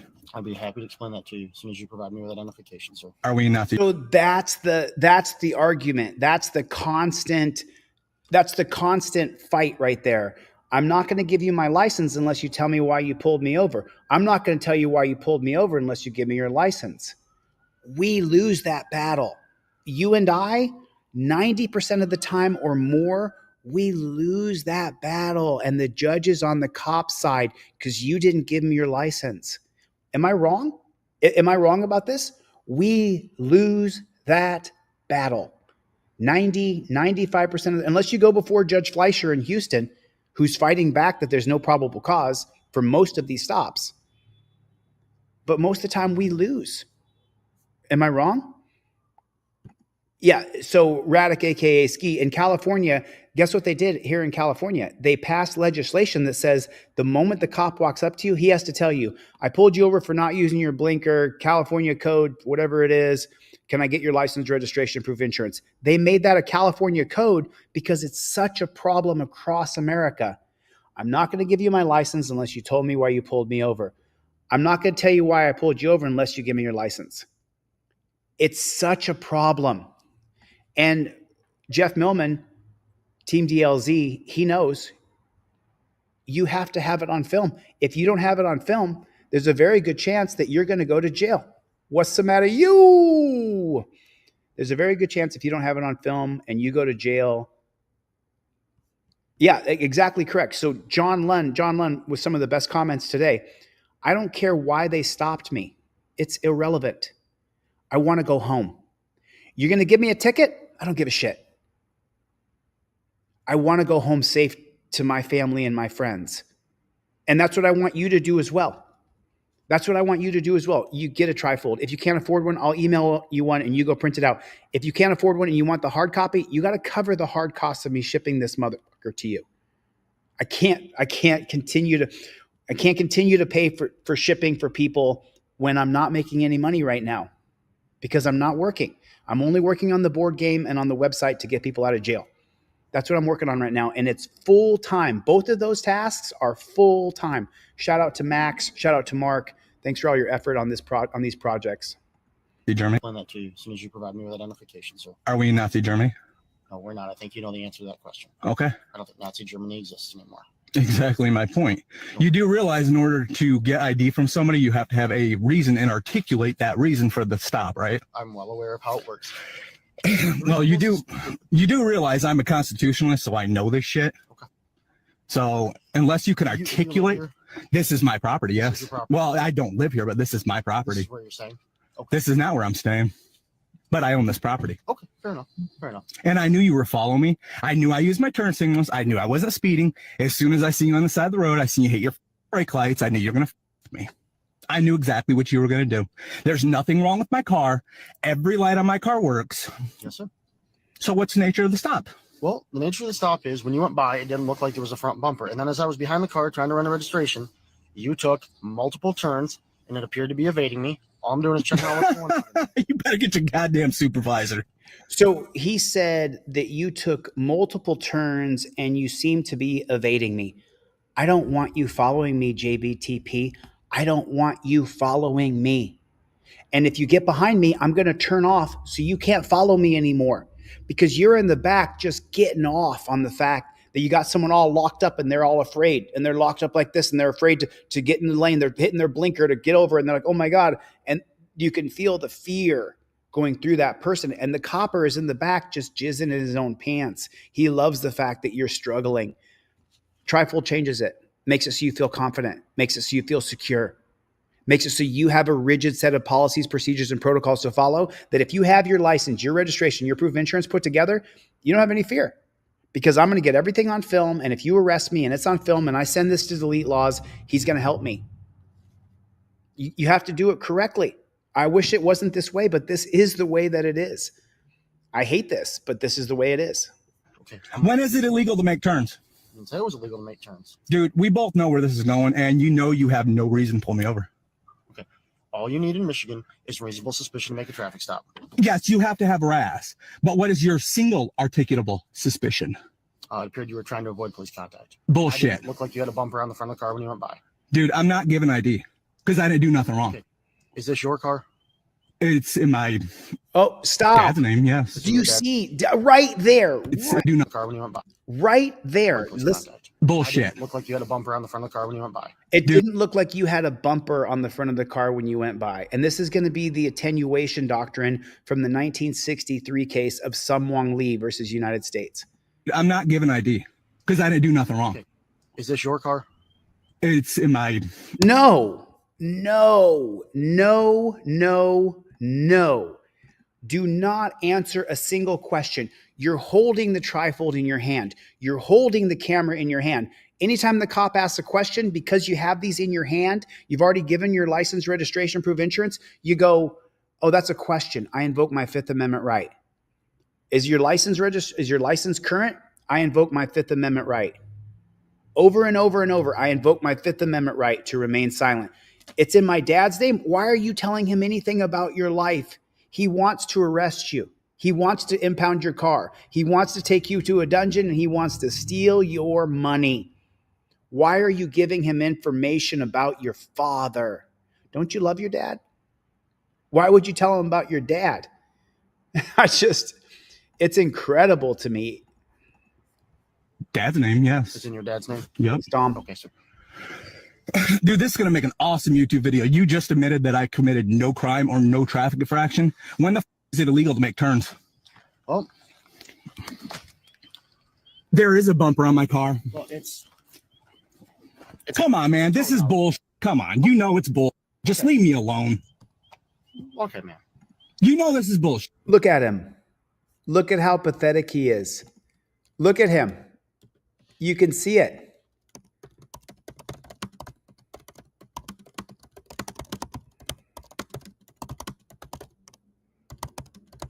It's gonna be what case law is that? It's Heenan versus North Carolina. It's Heenan versus North Carolina. So that dirty pig is screwing with him. Okay. So you heard how he just said that, and let me see how far we are in this video. There's only 6 seconds left in this video, so we'll just watch the rest of this real quick. Just leave me the alone. I'm not doing nothing. Okay. Right? Mm-hmm. Okay. You have a good night. And then apparently he leaves. I don't know the answer, but let me show you something. So this case right here, you're referring to Heenan versus, let me see what you guys can see real quick. Okay, you guys can see what I can see. Thanks, Chevy. Thanks. I don't answer questions. Invoke your Fifth Amendment right, Mikey B. So you're referring to Heenan versus North Carolina, a significant Fourth Amendment jurisprudence decided in 2014, held that police officers' reasonable mistake of the law can provide reasonable suspicion necessary to justify a traffic stop. You're reading it right there.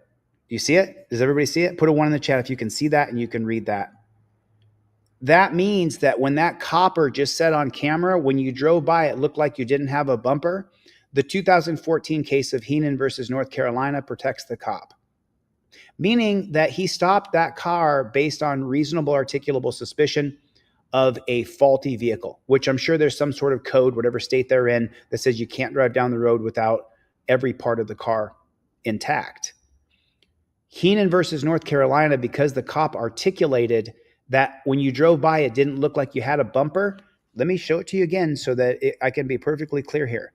You're referring to Heenan versus North Carolina, a Fourth Amendment jurisprudence decision of 2014 that held a police officer can make a reasonable mistake of the law and it can provide reasonable suspicion necessary to stop you.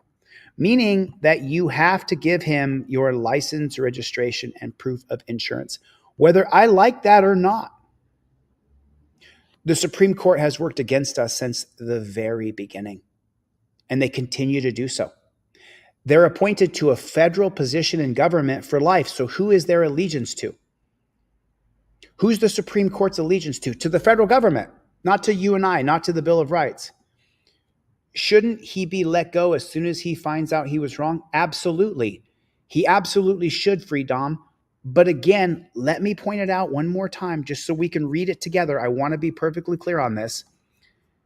The U.S. Supreme Court held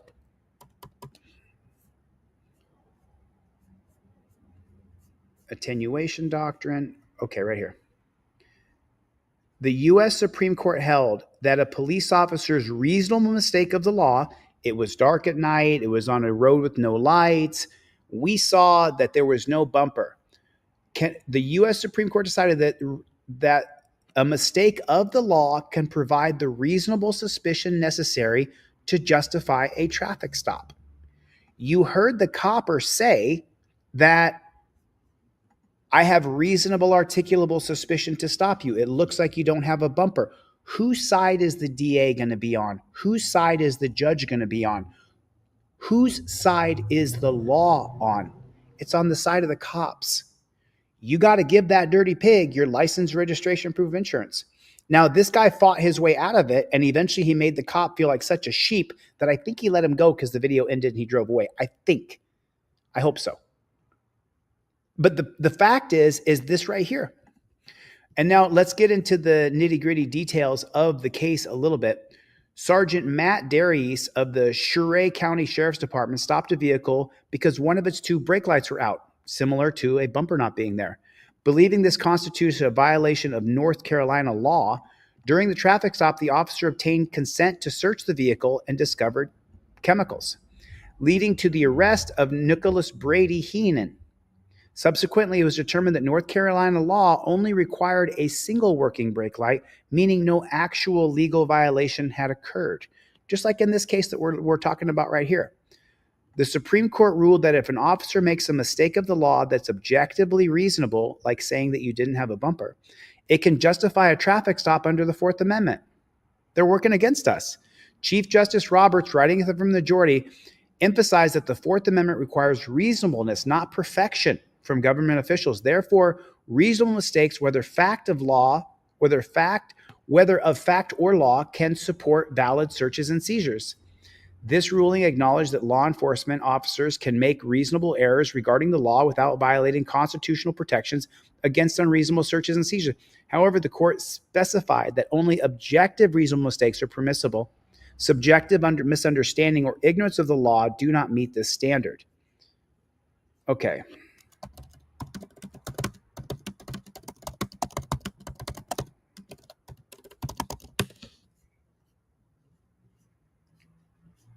So this is for the game right here. Here it is. An officer's reasonable mistake of the law can justify a legal stop. Why it matters. Legal doctrine. No, that's not it.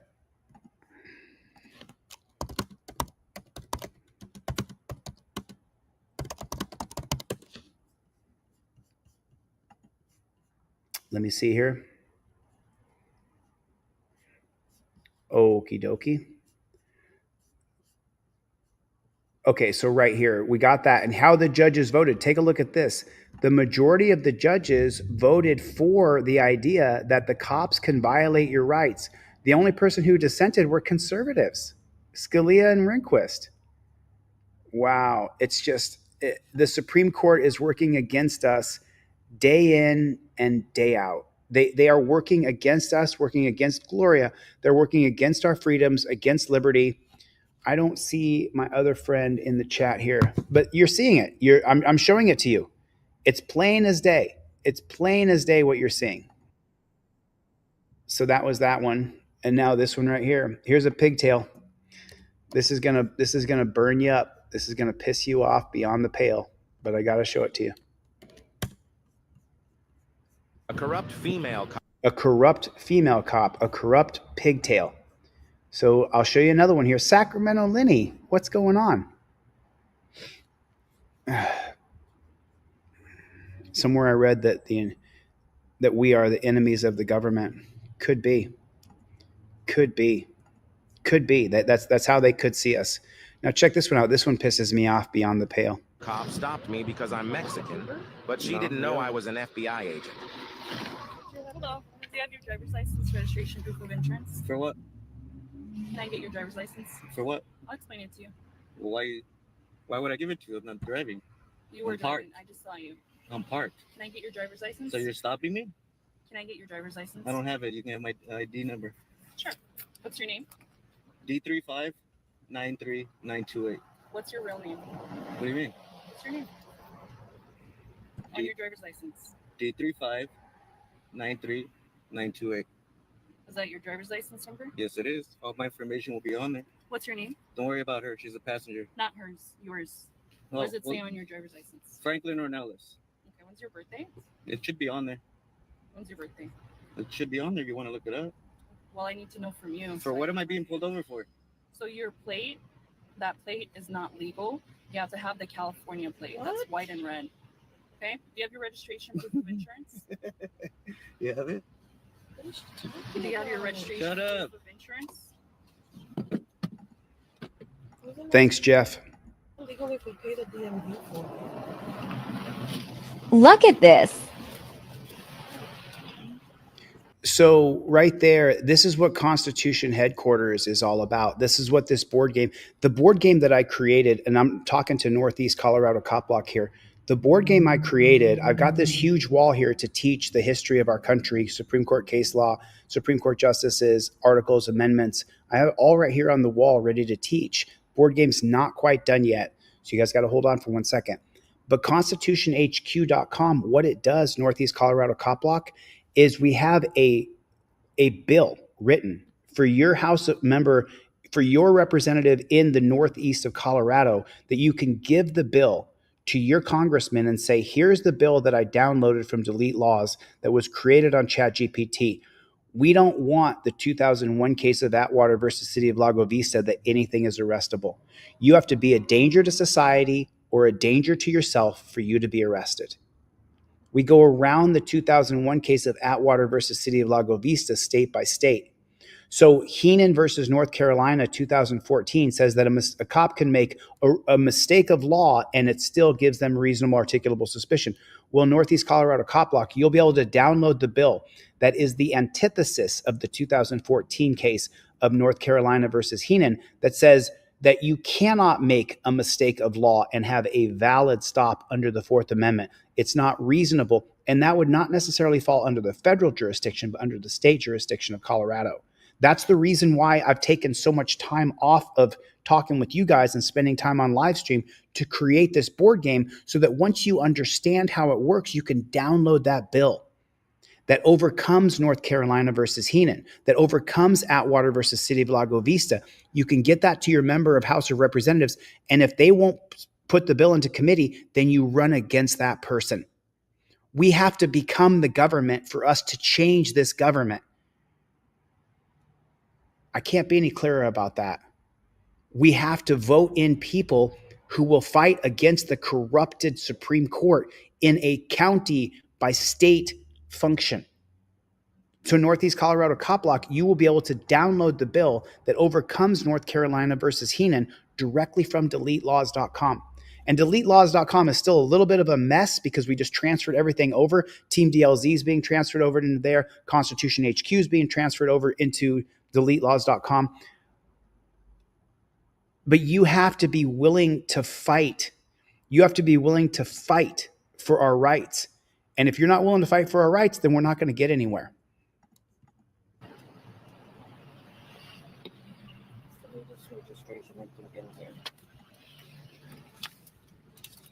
You have a current one? That's the latest This one one we have in expired here. on April 23rd.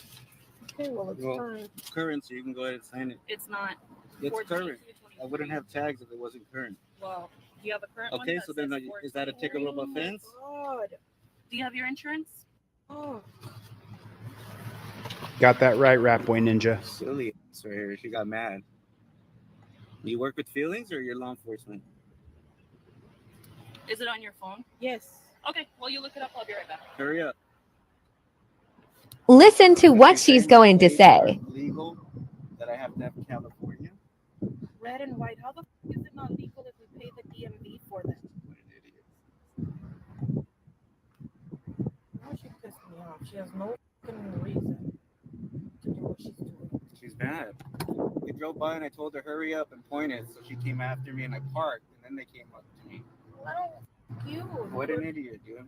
There's nothing that. What's up with the guy? So yeah, this is Santa Paula PD for you. It's all PDs. Put a 1 in the chat if your police department is exactly like this Santa Paula PD. Yeah, so I saw 2 units going somewhere, and I thought it was a sheriff behind them, so I went. Did the U-turn, came back around, and they were starting to take off. So I was on the opposing lane going westbound. They were facing eastbound. I told her, hurry up, and pointed. So then she comes, after she goes around, I come over here, and I park my car. I'm parked, and she says she's stopping me because of my plates. She didn't even say she stopped you. I know, obviously she didn't. License and registration. I said, for what? License and registration. Grateful Dabs. I got your donation. Thank you. I got your donation on Cash App. Thanks, brother. Why? I'm getting a cramp. Let me stretch my cramp. Let me stretch my cramp. Then you can have a seat on the ground. I'm not going to have you standing outside the car. Hold on, man. Jesus Christ. You need to have a seat. Can you relax? I'm getting a cramp. I'm telling you, I'm not getting out for no reason. Either have a seat in your. So here's the whole thing, right? The Supreme Court, which works against us constantly, has held that the police have a right to detain you. And in some states, it depends on which state it is, they have a right to tell you to stay in your car in some states. It's unbelievable how much power the government has given these cops. It's just so unbelievable. It's hard to even fathom what you and I are dealing with on a really, okay, so I'm going to show this. And I don't know if this is going to get this video age restricted or not, but I think that Gio, what's going on? I think that we need to take a look at this video. I think we need to take, yeah, I'm reading your comments here. Yeah, I'm reading your comments. OTVO, put it in the chat. OTVO, overturn Terry versus Ohio. Put it in the chat. I can't wait to start teaching. I just got to get this board game done. And then I'm going to start teaching, and I'm going to go across every single social media platform there is. I cannot wait to start teaching. And be afraid of what we're going to be able to do. The people who are haters and bootlickers, be afraid, because you're going to be able to download bills for your state where you can change Atwater in your state, where you can change Terry in your state, where you can get rid of the thin blue line in your state. All the bills will be available on deletelaws.com. And all I did was write them using ChatGPT. So it's that simple. And you'll be able to copy it. The big thing is that when cops violate our rights, what the bills now say is if the 2014 case of North Carolina versus Heenan says that cops can make reasonable mistakes of the law. If we're doing that in Colorado, then we'll overcome that Supreme Court unjust holding by saying the state constitution of Colorado states that you have a right to be free of unreasonable searches and seizures, including being pulled over unlawfully. And if you pull over someone unlawfully, you lose your peace officer's license. It has to have teeth that takes on the police state. If it doesn't have teeth, then we're not going to be able to win. And we have to be able to win. And we have to change it. Okay, so this is in Turkey. I'm not sure if you guys have seen what's going on over in Turkey, but this is the next step right here. This is what happens to us next. I didn't do anything wrong. He was lying on the ground and I wanted to help him. This is an illegal protest. Why are you here? Does that sound familiar? Have you guys heard of that? Yeah, I've heard that too, Fred. I've heard that too. According to Article 34, titled The Right to Organize Meetings and Demonstration, everyone has the right to organize meetings and demonstrations without prior permission, provided they are unarmed and nonviolent. And then the cop is saying, this is an illegal protest. Why are you here?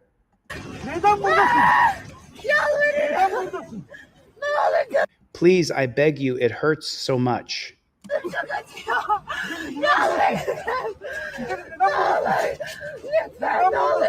Please don't do it.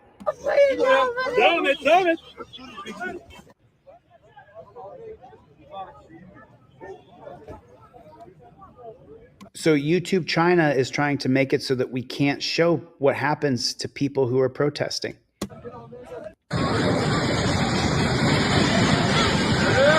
Just walks up and hits the person with a stick.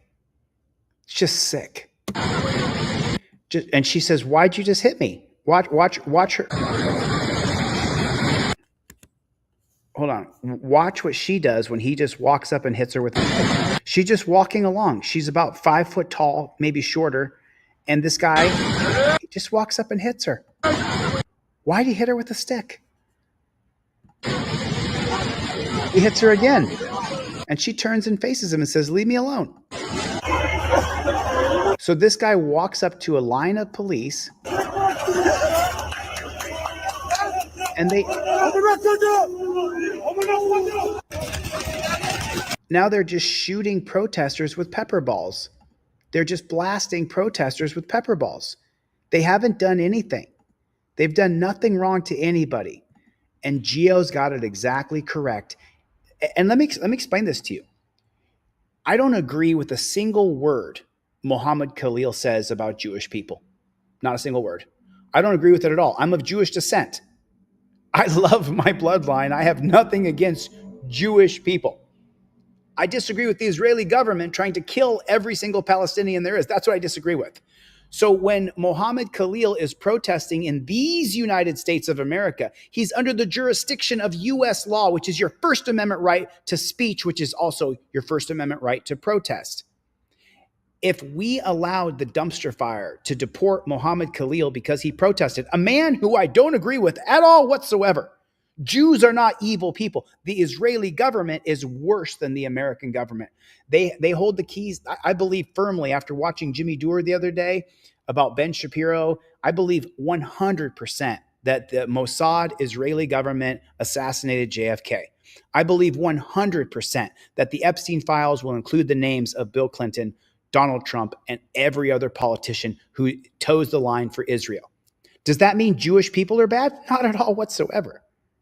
It means the Israeli government with Mossad and their secret government. Now, Muhammad Khalil protested the Israeli government. Now, he said a bunch of things that I don't agree with, but I'll die for his right to be able to say it. If we allow the dumpster fire to arrest and deport people for protesting, this is what happens next in our country right here. This is the next phase for you and I right here. Look at that. Gallons and gallons of tear gas. Look at that. 30,000 new ICE agents. You think they're going to retire when all the illegals are gone? Or you think they're going to become a part of the domestic police department?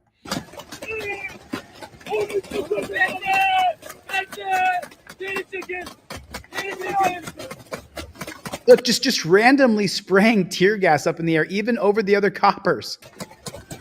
Look at that.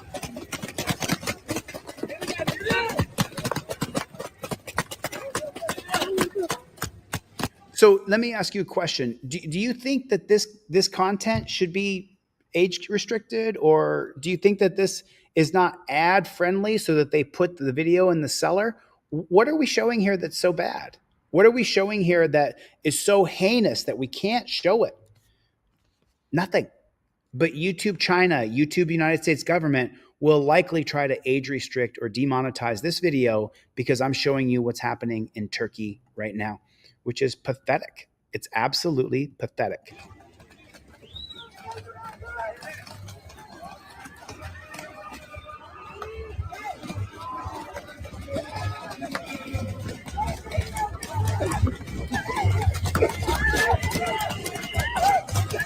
This person is on the ground. They've fallen on the ground. Another cop is on top, and this cop runs up with the billy club and starts hitting the people on the ground. Is that overtly violent? Not really. Is it brutal in real life? Absolutely. This is incredible.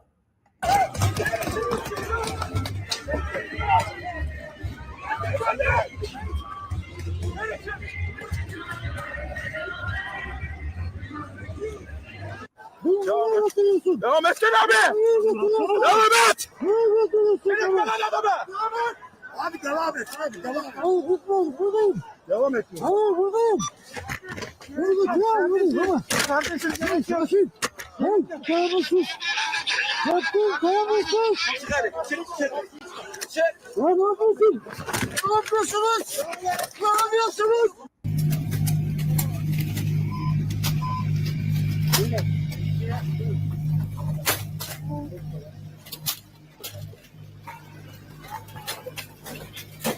Orada alırsanız orası daha kalabalık. Utanırlar belki. Maybe they'll feel ashamed. They're taking the shoes of young people who can't afford to buy new ones. Facebook almaya parası olmayan gençlerin They're taking the shoes of people in Turkey who are protesters, so they don't have any shoes. ayakkabılarına kadar alıyorlar.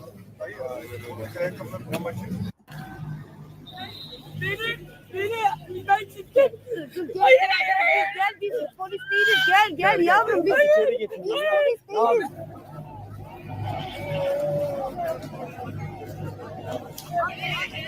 Look at that. His arms are torture cuffed behind his back, and he's tugging him by his collar, which is choking him.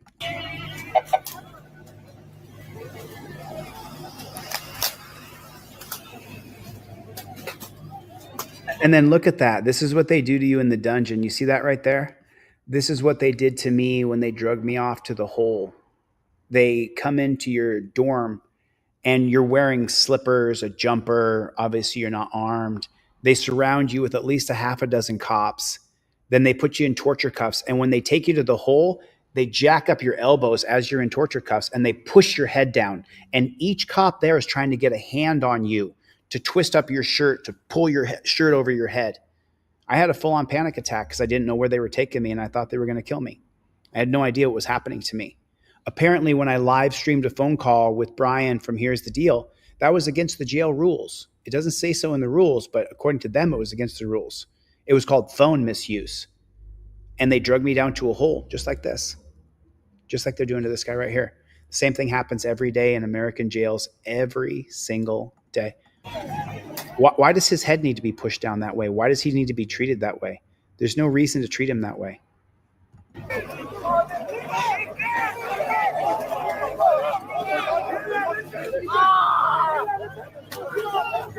They're just attacking protesters.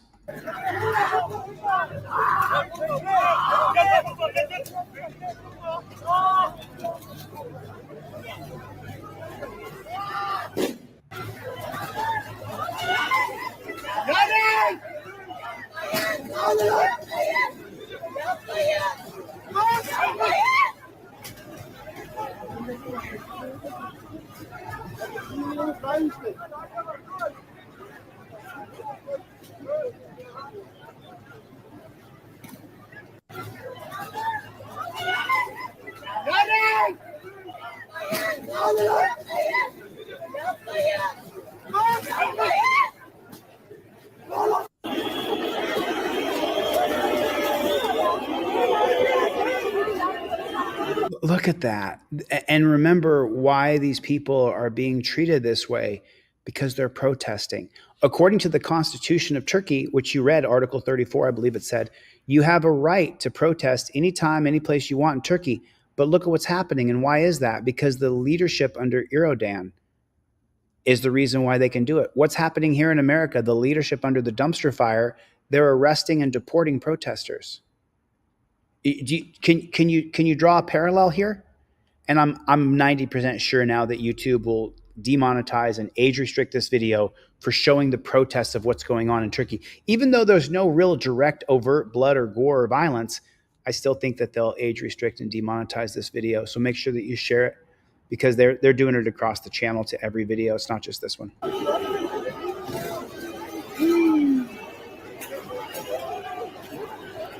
Look at that. And this cop just randomly sprays other cops. Look at all the cops in front of the tear gas, and he's spraying it on top of the cops. Look at that. What a moron.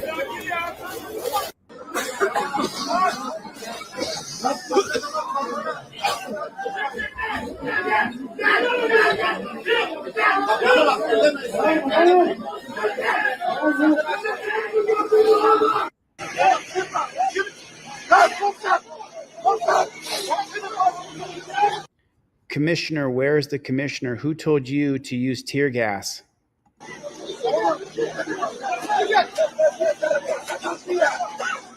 We fired without orders, is what the cop says. What do you mean without orders? Don't we tell you? Don't we say not to use tear gas? Stop recording.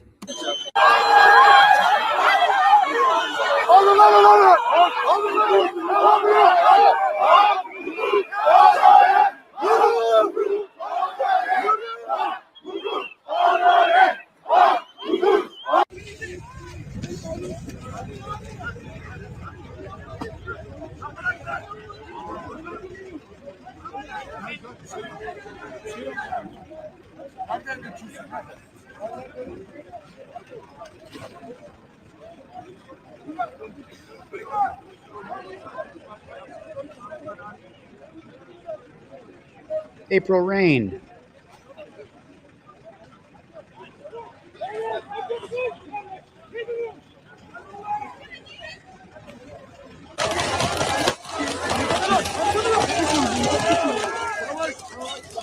What are they doing to these people?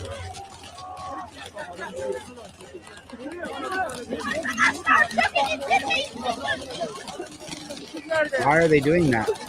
Why are they shooting him with pepper balls over, and each one of those balls that hits hurts so bad?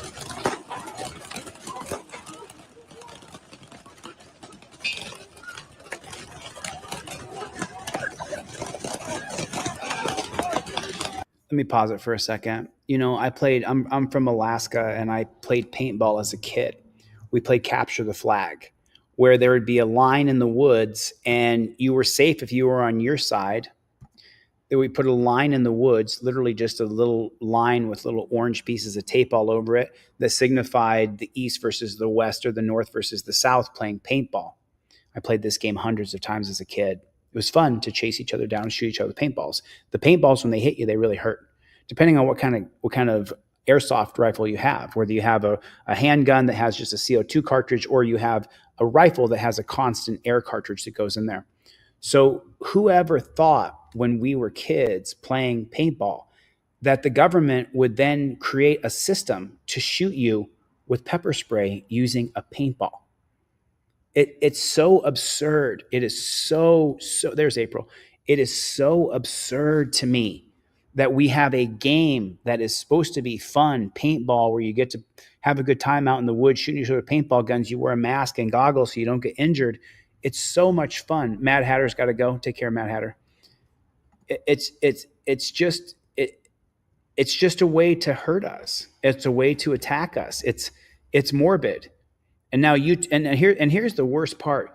YouTube, China, United States government, they're going to try to censor and demonetize this video because I'm showing you the protests going on in Turkey, even though there's no overt violence, even though there's no, it doesn't matter. They're going to try to, they'll do what they do, but I'm not going to stop.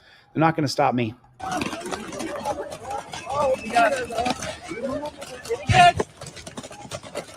Look at how many thousands and thousands of cops are descending upon those protesters. We have 30,000 new cops in ICE. You think they're all going to retire? Let's say we get every illegal immigrant out of this country in the next year or two. Do those 30,000 cops then just go, okay, I'm done being a copper. I can't do anything else with my life, but I'm going to resign from this position and go do something else? Nope. Nope. We have 30,000 new cops that are here to stay for the rest of our lives. It'll never stop. We have to fight back.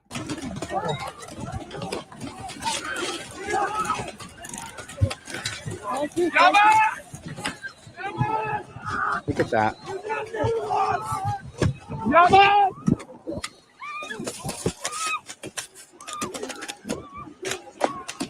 Look at that.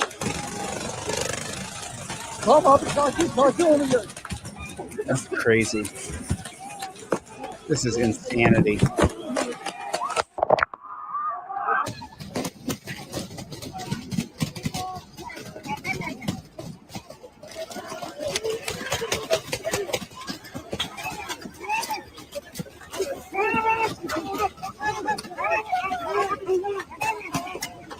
Look at that. Look at that. Coming to the United States right now. This is going to happen right here in America right now. We have 30,000 new pigs. And for those of you who are dumpster fire supporters, I don't know how you watch this channel and you support a guy who hired 30,000 new cops. I don't get it. I don't understand. I can't get it wrapped around my head.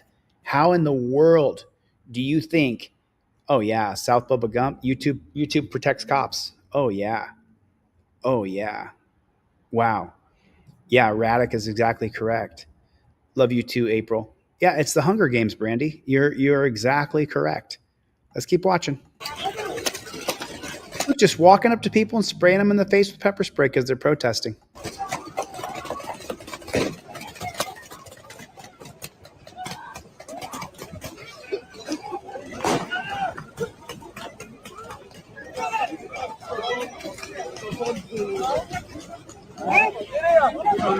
Kafanı kaldırma. Kafanı kaldırma. Tamam. Bekle ya. Tamam. Abi tamam. Diyecek bir şey. Arkadaşlar. I'm with you, Born Through.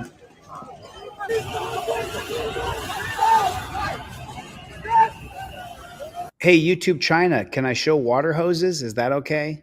Or are you going to age restrict and demonetize my video?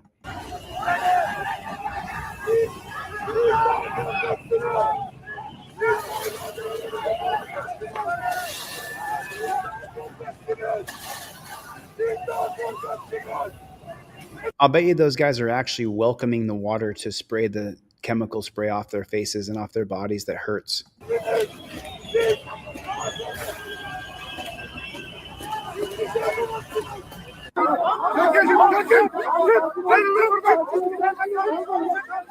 Dragging people off.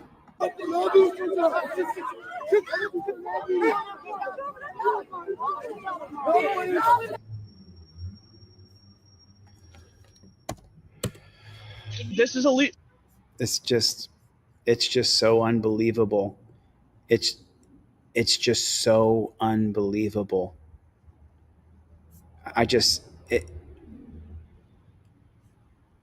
So did you guys hear the latest about the JFK assassination? That NBC has a video that shows Lee Harvey Oswald right by the limousine that JFK was in Dallas, right before he got assassinated. So Lee Harvey Oswald could not have been the sniper. Did you know that? Have you guys seen this news? According to Geo here, I was 2 when JFK was assassinated. So I'll just say it one more time. NBC News has a video that shows Lee Harvey Oswald, the alleged assassinator of JFK, right by the limousine moments before he was assassinated. So now we know it was not Lee Harvey Oswald. Who was it? It was Israel. It was Mossad. That's who it was. That's who it was. Whether I like it or not, that's who it was. Have you seen Jimmy Doer's video on Ben Shapiro? Have you seen that video? I'll show it if you guys want me to show it. I want to show this corrupt DA. You want to see 2 systems of law? Check this video out. This is unbelievable. This video right here is unbelievable. Let me ask you a question. Why does Israel own our government? Let me answer the question. Because of the Epstein files. Because Donald Trump is on those files. Just like Bill Clinton. Just like Alan Dershowitz. Just like every billionaire in America who thought they were going to an island where they could bang kids, bang boys, bang girls, sleep with multiple people, have this Caligula kind of affairs where they were literally putting chemicals in people's bodies and then raping them. And so I firmly 100% believe that almost every politician in our country is compromised by Mossad, by the Israeli government. Does that mean all Jewish people are bad? Absolutely not. Not at all whatsoever. I am of Jewish descent. I do not hate myself. I do not hate my Jewish heritage at all whatsoever. Don't hate Jews. Don't hate myself. The Israeli government, using their CIA, which is called Mossad, assassinated JFK. That's what happened. That's what happened. And we all know it. Everybody knows it. That's what happened. The truth is coming out because of the digital era, because information now can be hacked. I can't wait till the hackers get the actual JFK files that haven't been released from the government. Someday we'll actually get to hear the truth. Watch this. This is unbelievable. In Rochester, New York, Sandra Doorley, now facing growing calls to resign, and is now under investigation after she threw a temper tantrum when police tried to stop her for speeding. Sorry, I'm the DA. I was going 55 coming home from work. 55 and a 35. So she says she's the DA. She was doing 55 and a 35. Really care. Okay. Can you please come over here? This is on a traffic stop, ma'am. Yes, it is. You can call Dennis Kohlmeyer right now. Okay, I'm telling you why I stopped you. You didn't stop at all. Did you not hear my lights or sirens or anything? No, I didn't actually. I was on the phone. Okay, well, you're not supposed to be on the phone while you're driving either. Yes, I am with the hands-free. Absolutely. Okay. Why are you so upset at me? I'm doing my job. You just admitted to me that you were going 55 and a 35 on Phillips Road. Officer Christofoli. Can you stay? Could you imagine that? Could you imagine if you jumped out of the car and you called the chief of police, where the copper who had pulled you over from, and said, no, chief, I need you to tell this guy to leave me alone. Could you imagine that? This is incredible. Over here, ma'am. This is a legal traffic stop. Do you have your ID? No, it's in my purse. Here. You have your purse right there. No, this is my lunch. Would you talk to Dennis? This is ridiculous. Just go away. Hello, sir. Just go away. Good. Ma'am, can you please stay at the back? This is a legal traffic stop. Can you please stay over here? No. Hey, baby. She says no. Sir, I stopped her for going 55 and a 35 on Phillips Road. On Phillips Road. And she failed to stop. She drove all the way back home and parked in her garage. And now she's not complying with any of my commands. Ma'am, do not go inside. Oh my God. Ma'am, come outside. You can't just go inside. This is a traffic stop. Here's your phone back. I understand the law better. Could you imagine what would happen to you if you pulled into your garage and then you went into your house? That cop would chase you down. He would chase you down and either tase you or shoot you, but certainly put you in torture cuffs. Could you imagine if you did this? 953. Can you have a supervisor come to the scene? No. Get out of my fucking house. I don't know why you're acting like this towards me. Because can you please go to the back of the vehicle? I'm not going to. I'm home. Could you imagine if you told the cop, if he said go to the back of the vehicle and you said, I'm not going to? Like this towards me. Because can you please go to the back of the vehicle? I'm not going to. I'm home. I was okay. 55. I don't care if you got home. You were supposed to stop at Phillips Road when I pulled you over. When my lights were initiated. I didn't know you were stopping me. There was lots of other people on the road. I was right behind you. Yeah, there were other people on the road too. Okay, I was directly behind you. I'm not dealing with you right now. Can you please step over here? I'm not going to. What is the reason you're so against what I'm doing? I'm doing my job. You say you're a DA? I am the DA. Okay. Okay, let me get you my badge. I am the DA of Monroe County. She's the DA of Monroe County. If you told the cop, no, I'm not going there, you guys saw what happened to me. I told the cop I'm not going in front of your car. They attacked me and put tasers up to me and said they were going to shoot me with tasers as they put me in torture cuffs and told me I had to look forward. I couldn't look to my left or to my right. Absolute dominion over me. But she could tell them I'm not going to do it. What kind of bozo clown world are we living in? Just don't understand the hostility towards me. I'm doing my job. He believes it's his job. You don't understand the hostility towards you? It's because you're a fucking JBTP, brother. How am I being an She called him an asshole. I am the DA in Monroe County. I understand Yes, that, but I'm that doesn't coming home give from you work, a right and to I go was the- 55 and a 35. And you even admitted to me that you went 50. I don't understand really that, care. ma'am. I don't really understand care. that. I don't. You know what? If you give me a traffic ticket, that's fine. I'm the one who prosecutes it. Okay? Just go ahead and do it. Go ahead. Go ahead. I just don't understand the hostility. I don't- I understand no, you're I coming home from understand. work. What if, look at that. Look at that. What if you turned around and bent over your car seat and reached to the other seat? What would happen to you? Put it in the comment section. What would happen to you if you turned around completely and reached across your seat? And then BZ Watchdog is saying that I think she raced home because she's drunk. Could she be drunk? Absolutely. Absolutely. She could be drunk. Good point, BZ. You're making, and half the time I was on the phone with Dennis telling him, why are you pulling me over? You're not even supposed to be on the phone to begin with. You Oh, should yes. know that. Oh, I'm hands-free? Absolutely. Okay. You should know the law. Okay. If it is hands-free, that's great. But at the end of the day, you're going 55 and a 35. That's 20 Okay. miles over the speed limit. Okay, you know what? That's fine. You know what I've been dealing with all day? 3 murders in the city. And do you think I really care if I was going 20 miles over the speed limit? I'm just doing my I would job. get If in you front of pulled the- if you pulled over when you saw my lights, which obviously you did.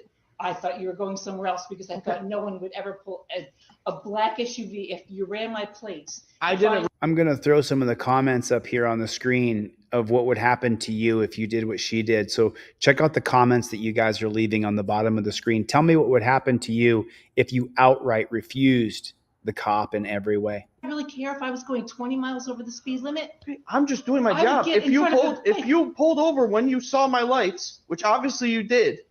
I thought you were going somewhere else because I thought no one would ever pull a black SUV if you ran my plates. I didn't run your plate. I just called your plate out. And then I'm following you because you're not stopping. So I had to take the air from dispatch. Just please. 953. You can have the air back, by the way. Just come outside over here. No, I'm not going outside. Okay. I'm waiting for you just to leave. Well, I'm having a supervisor come because that's what my chief told me to do. Do you have your driver's license? I just showed you my driver's You show me your badge. With EMS, the 14-year-old having a seizure, 200 East River Road. And I was She's just part trying of. to, She's the DA. Yep, I know. And I was just trying to pull into my driveway. So,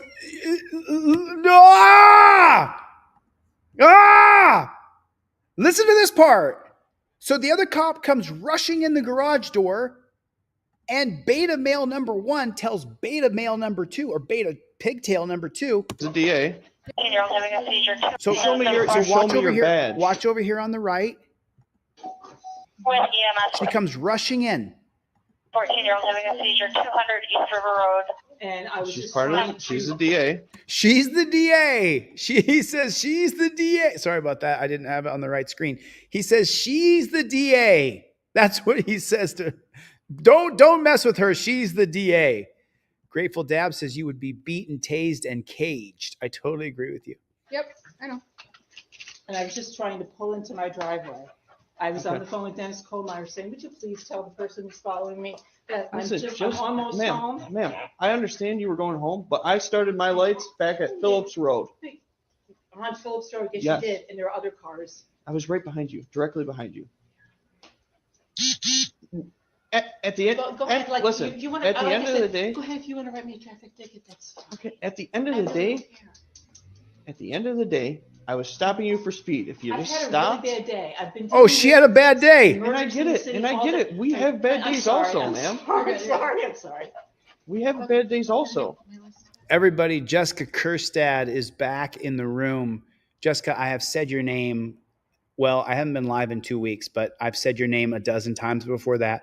Jessica Kerstad said, I'd eat gravel, probably need at least 1 bicep repair and a few teeth, after which I'd get some fancy jewelry, the bracelets, the torture cuffs. That's what would happen to you. Good to see you, Jessica. I'm glad you're back. I'm back too. I missed you. I'm gonna just add it to the job real quick. At the end of the day, I was just making a traffic stop, doing my job, what I was supposed to do. Fine, thank you. Okay? So now supervisor's on his way, and then we'll go from there. Supervisor's coming up here. Huh? Who? Sergeant Johnson.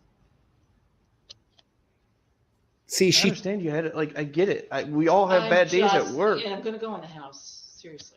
No, this is a traffic stop, and you out of everyone should know that if there's a legal traffic stop, which I have the right to detain you until this is done. Then just write me the fucking ticket. I really don't care. wow. Well, then just hang out at the back of the car. Because I'm the one that's gonna prosecute myself. You know what I'll do with the ticket? Okay, just come out here for me and just stand. I'm not walking out there. That's funny. Jeff Millman said, I haven't voted since Obama. I haven't voted Republican or Democrat since Obama. I supported Obama. He was for hope and change. He was a total fraud. He broke my heart beyond the pale. He turned around. I'm going to stay till the end of this video because I want you to hear what this cop says right here.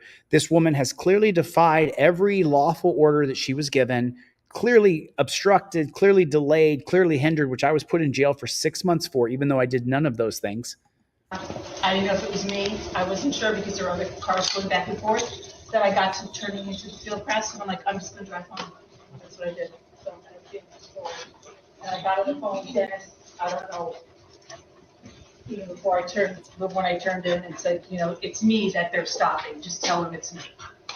I would advise against that. I mean, you're supposed to pull off to the side of the road if somebody with their emergency lights is coming behind you anyways. Yeah, I just. Corey, it's fine. Just, we're having supervisors come. Right. He's pulling everybody back because this is the DA. And then we'll go from there. Oh, come Okay? on. Just. This is what my chief wants. That's at the end of the day, you called him. I spoke to him on your phone, and this is what he wants. I'm going to call him again. Seriously. I get that she came home. I mean, obviously, if I just trying to sense. I explained that to her. Like, Makes no sense, but now listen to what the cop says. This is unbelievable. He has discretion how he can treat another human being. She came home. She failed to stop. I mean, it's an arrestable offense. I'm not trying to arrest the DA of the county, but also it's an arrestable offense, but he's not. It's an arrestable offense, but he's not trying to arrest the DA of the county because she has status above him. They fear the person above them and they haze the person below them. They are beta males. If you haven't noticed, I make a living 100% by creating my own products. I invented the things that I sell because I'm an independent person that doesn't rely on a system of oppression to get my paycheck. These guys are parasites and tyrants, and he's afraid of the woman above him, and he hazes the people below him. You notice how the other coppers came on the scene. He goes, no, don't mess with her. She's the DA. He's telling the people that are his level that you're a peon in the pig industry. so I don't want. I explained that to her. Like, she came home. She failed to stop.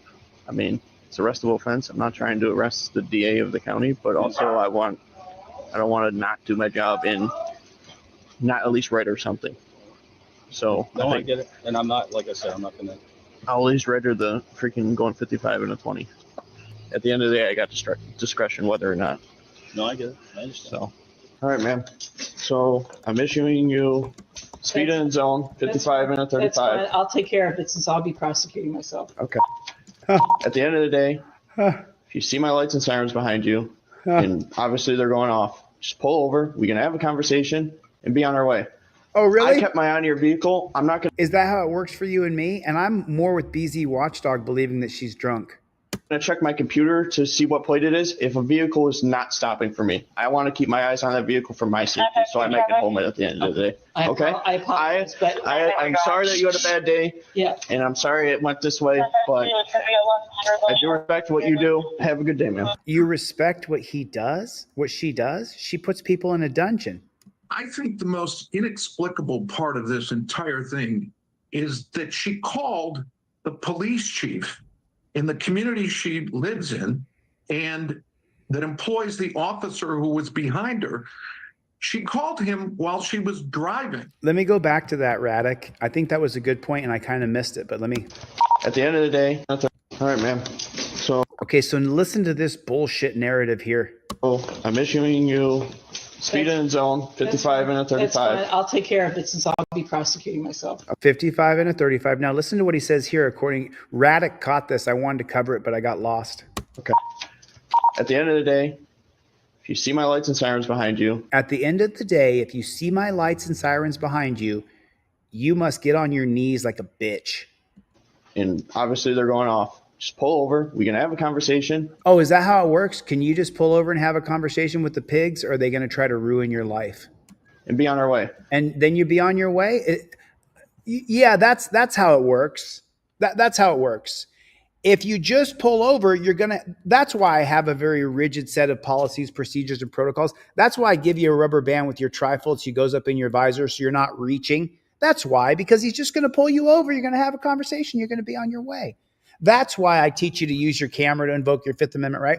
I do all of these things because he's just going to pull you over. You're going to have a conversation. You're going to be on your way. What a load of shit on a stick.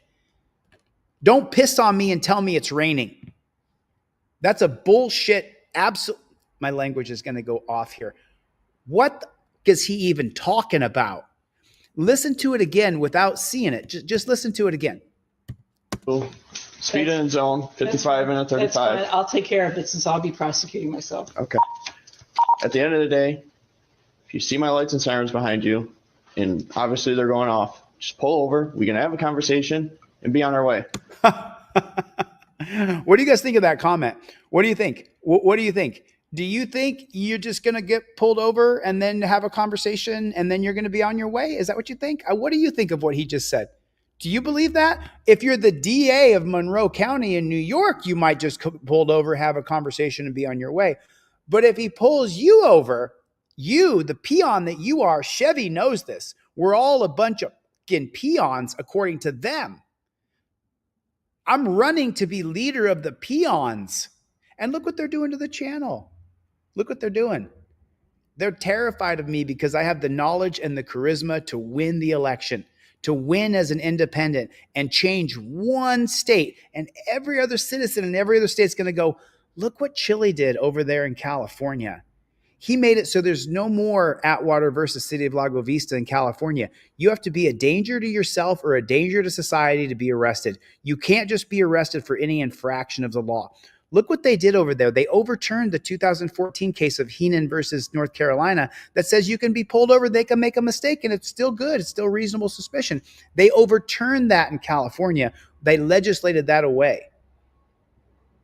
You can't be stopped just purely based on them running your license plate and the registered owner. And this is the 2020 case of Glover versus Kansas that says that they can run your plate. And if they run your plate and if the registered owner of the vehicle has a suspended or revoked driver's license, they can pull the car over. That's completely unconstitutional. That flips the burden of proof. That Utah versus Streif is overturned, that not every single person in the car can be stopped on an unconstitutional stop. And then if it's attenuated, well, then, hey, it's perfectly fine because they found chemicals or they found a warrant. I'm going to teach you each and every one of these cases.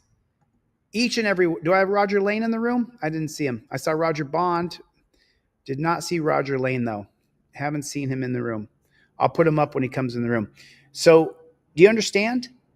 One governor in one state will change the entire country because they're going to say, and I'm just using California as an example, if I run for governor here or mayor of LA, where we change legislation where everything is not arrestable. You can't just arrest someone because they crossed on a red light and they walked across the street. We have to change it state by state by state. You'll be able to download the bill for your state on deletelaws.com. If you're not a subscription member on deletelaws.com, it's $10 a month. That supports what we're doing, and we never stop. We're not going to stop. Please become a member on deletelaws.com. It's a subscription basis so that I can keep doing what I'm doing, and I don't have to worry about YouTube China demonetizing my video and age restricting my video, which they're probably going to do here. They're probably going to do this one. Brick is Clay Foundations. He's in the room. And if you haven't seen Brick's last audit, he's really, really doing his best to do the audit and take on the cops and do it the way that the state is not going to be against him. He has a right to do it that way. Is that going to work out with the judge? I don't think so. I don't think so. I really don't. And Clay Foundations, I hope you get out there tonight and we talked about what we talked about on text message. I kept my eye on your vehicle. I'm not going to check my computer to see what plate it is if a vehicle is not stopping for me. I want to keep my eyes on that vehicle for my safety, so I make it home at the end of the day. Okay? I apologize, but I'm sorry that you had a bad day. Yeah. And I'm sorry it went this way, but I do respect what you do. These Clay Foundations now. I think the most inexplicable part of this entire thing is that she called the police chief in the community she lives in and that employs the officer who was behind her. She called him while she was driving. And we haven't heard from the chief of police as to what she said. But Monroe County District Attorney Sandra Dorley was found by the Office of Public Integrity to have violated county codes of conduct by attempting to secure unwarranted privileges, speeding, refusing to stop, and behaving belligerently toward Officer Chris Christofouli. Despite apologizing, Dorley claimed she did not seek special treatment, but body camera footage and her behavior drew significant public backlash and accusations of a two-tiered justice system favoring her position. The OPI forwarded its findings to the Monroe County Board of Ethics and recommended cooperation with the New York State Commission on Prosecutorial Conduct, which is conducting a confidential investigation. Meanwhile, the Webster Police Department defended its handling of the... Did you hear it? Let me just read it to you again. The Webster Police Department, listen. Recommended cooperation with the New York State Commission on Prosecutorial Conduct, which is conducting a confidential investigation. Forwarded its findings to the Monroe County Board of Ethics, the State Commission on Prosecutorial Misconduct, which is conducting a confidential investigation. And now all the cops are wearing masks and all the cops are having their faces blurred because people hate these dirty JBTPs so much. They hate these jackboot thug pigs so much that the cops who are committing suicide in mass numbers, because you can't treat people this way and then go home and have mental clarity. And we saw that in Houston, which I'll be covering next. Yeah. So you join Team DLZ through Delete Laws. If you could, please become a subscribing member. I promise you, you may not see me for a week. You may just see videos that are being created by the editor. I'll never stop. Never. I will never stop until we change this system of oppression. Ever. Terry has to go. Carol has to go. Brinegar has to go. Kerr versus California has to go. Heenan versus North Carolina has to go. Atwater versus City of Lago Vista has to go. Street versus Utah has to go. These are just the ones I know off the top of my head. They have to go. They have to go. And I can't stop until it's done. I can't stop until it's done. A confidential investigation. Meanwhile, the Webster Police Department defended its handling of the incident, but public calls for accountability and transparency continue to grow.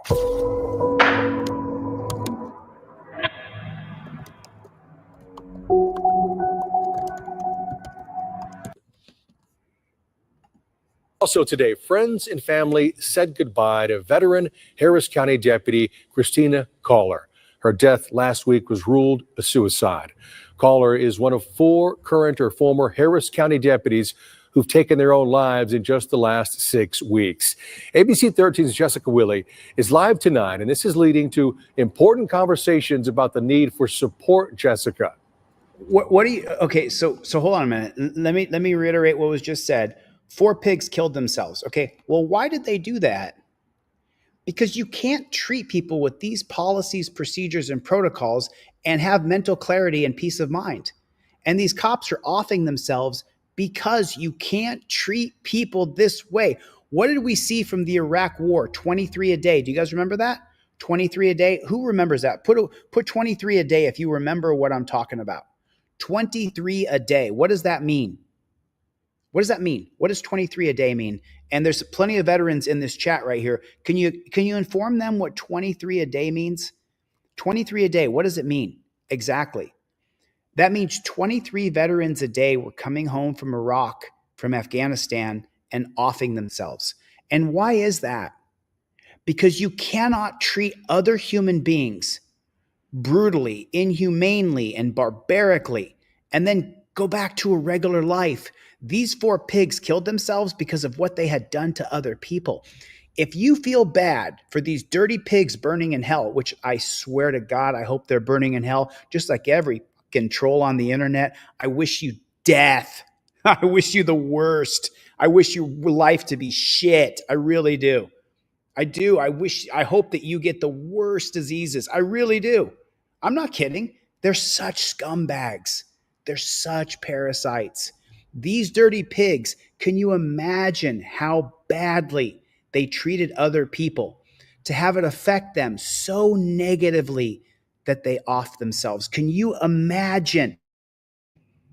Could you even imagine? I mean, could you imagine it? What do you have to do? Just think about this for a moment. For you to off yourself over how you've treated other people, how badly did you treat people? How inhumanely and poorly did you treat people? Just wondering. I mean, what do you guys think? 23 a day came home from wars and murdered themselves. Now we got cops killing themselves, and why is that? Why do you think that is?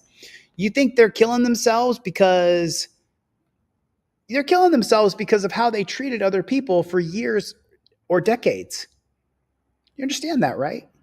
That's the reason why these cops are offing themselves. Because of how they treated other people. Your brain is not supposed to work that way.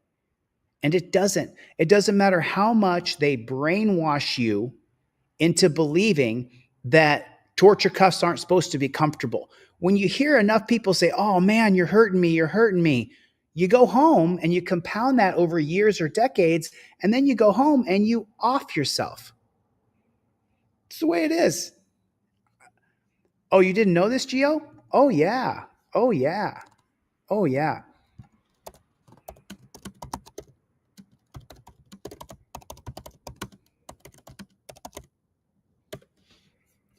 I'm sorry, it's 22.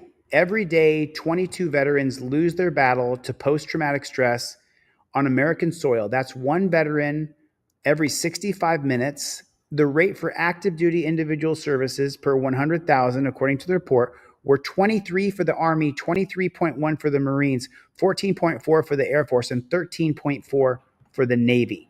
That's how many people off themselves because they treat people so shitty that they can't live with themselves. So these dirty pigs, they treated people so inhumanely, so barbarically. Also today, Friends and Family a behavioral health division is live tonight, and this is leading to important conversations about the need for support, Jessica. Yeah, Eric, the department has a behavioral health division that has made great strides since it was established in 2020 and has led the way, its director says, among law enforcement agencies. But these recent deaths are raising serious concerns for the deputies organization. The question is, what more should they be doing? It caught a lot of us by surprise. Harris County Sheriff's Deputy Christina Kohler left home last week and was never seen again. Houston police issuing this alert. The 37-year-old found on the 13th. She had taken her own life. 3 days later, Maria Vasquez, who left the department in December, died by apparent suicide. William Bozeman, also a former deputy, died earlier this week.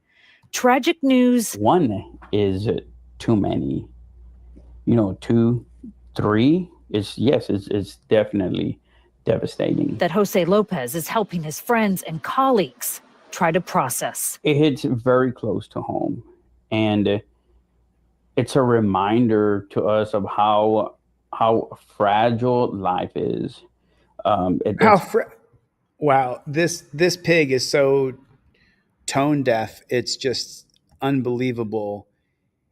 It reminds us of how fragile life is, but yet you jump on people and slam them into torture cuffs and take them down and kidnap them and take them to a dungeon.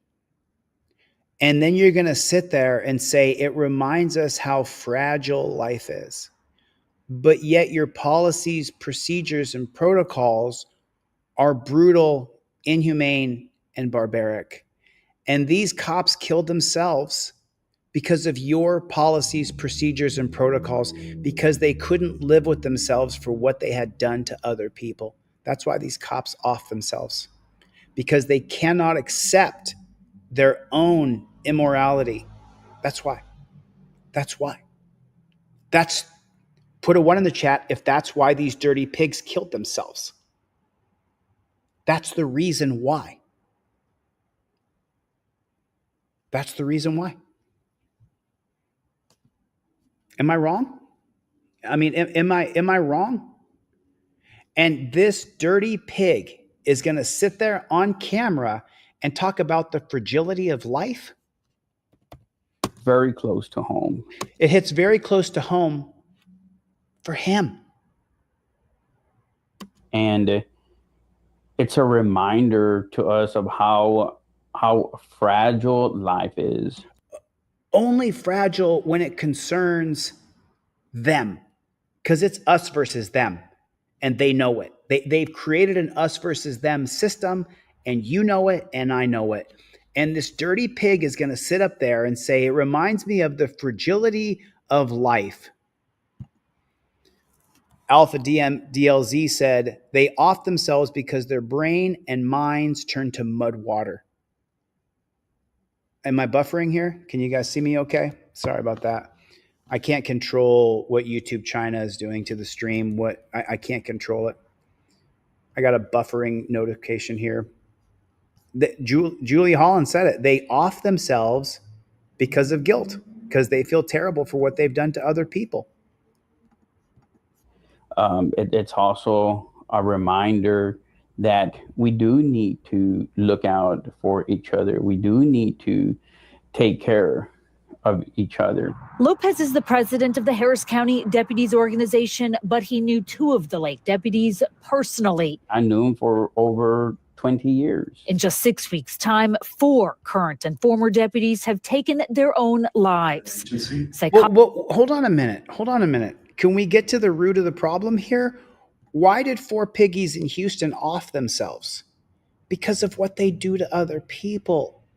It's so plain as day. Karma got them. Joy said, I never saw a YouTube video of a cop worrying about the fragility of life while they are at war with the public and the people here in America.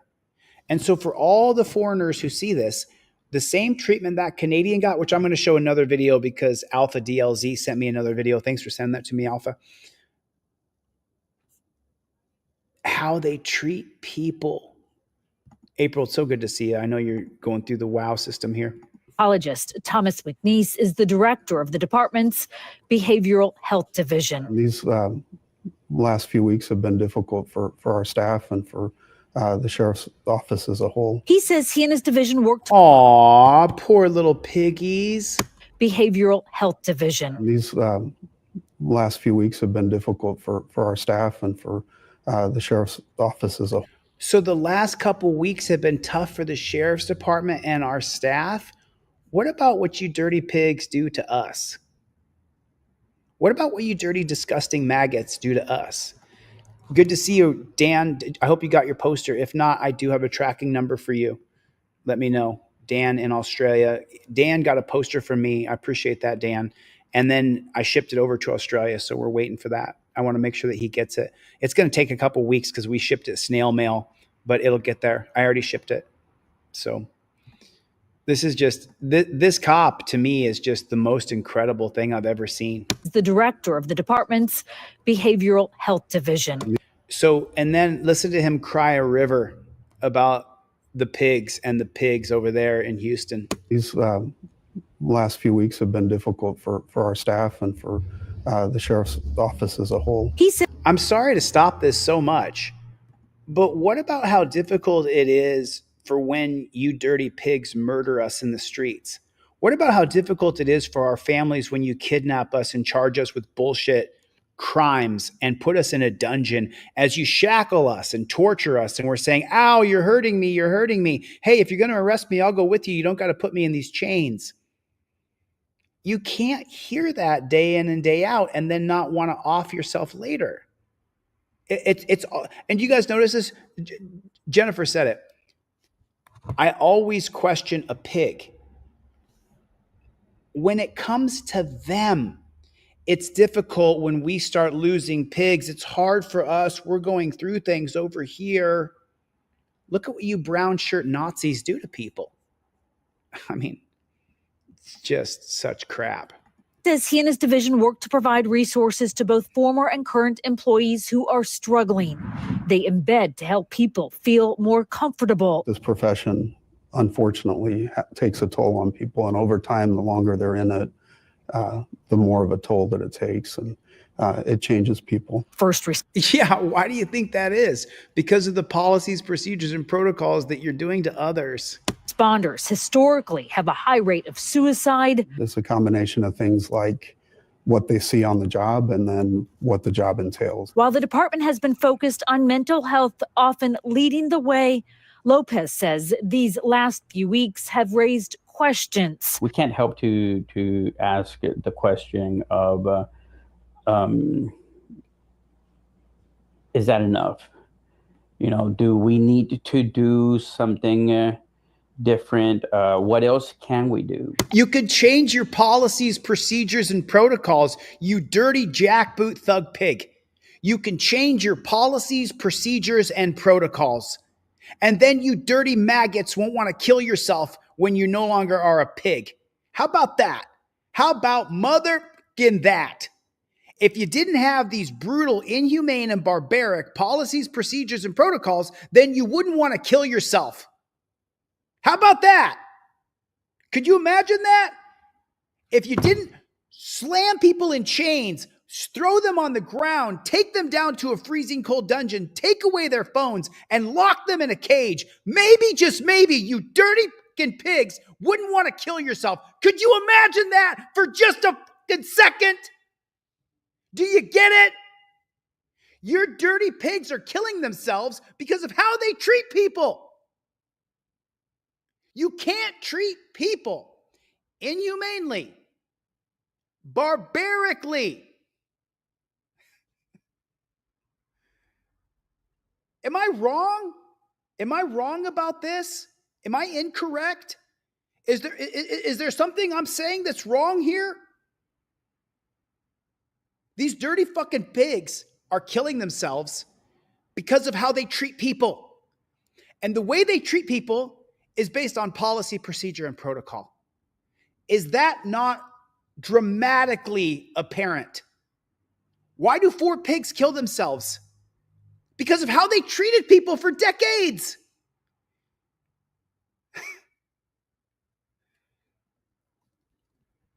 Forgive me for getting that one bad word out. I apologize. I'm not perfect.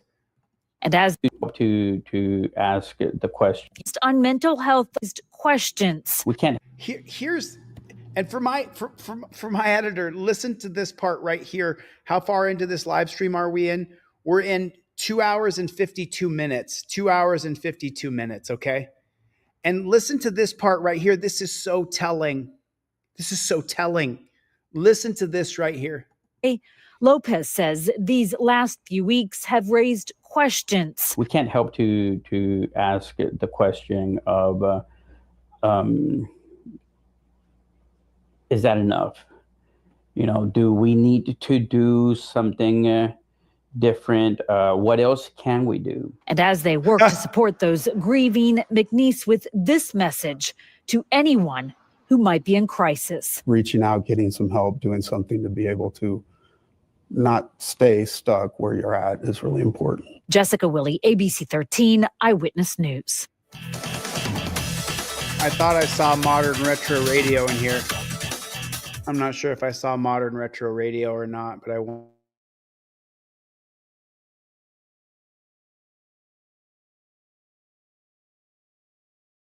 to say. So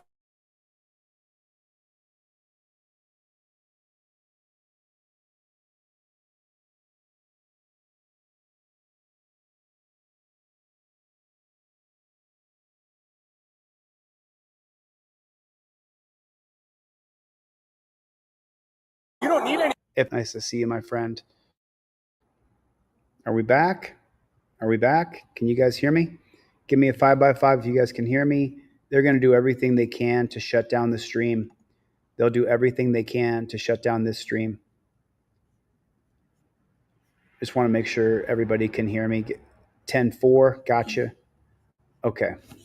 Thank you, BZ Watchdog. Everybody make sure you get to BZ Watchdog's channel and check him out. He's out there working hard. President Trump promised the largest mass deportation effort in the country's history. And as the Homeland Security Department works to deport more people, immigrants with legal status or no criminal history are also being detained and deported. We talked with 3 people affected by the changes: a Canadian who tried to renew her visa, the husband of a Peruvian immigrant who's being detained in Louisiana, and a graduate student currently being targeted for deportation. Here's what they told us.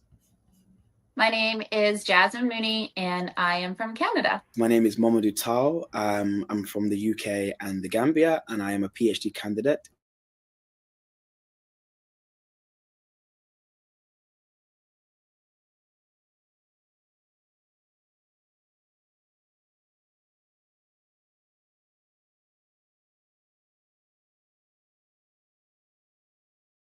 In the Department of Africana Studies. Sylvia Munoz.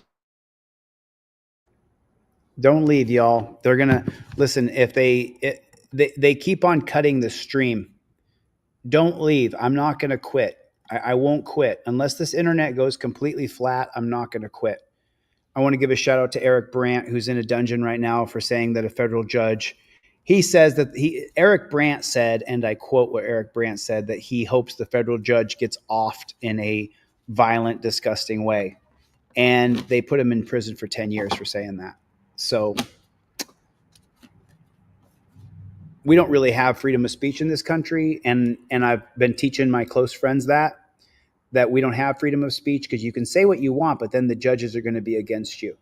And then you lose that case and then you have to appeal. If this stream goes blank for a second and I blank out, just stay with me. Just stay right here. I'm not leaving. I'm not leaving. I guarantee you I'm not leaving. They're just trying to do everything they can to shut down the stream. It's crazy. It's absolutely crazy, but I'm living it. I'm watching it.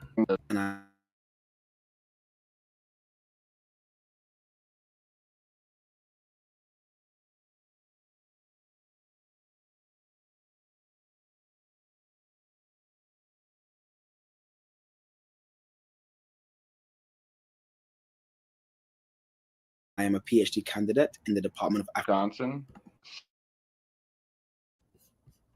Let's see. Are we back? I apologize. I'm not doing this. Am I back? Give me a 5x5. Thanks, April. Appreciate it. Nice to see everybody. Thanks for coming, everybody.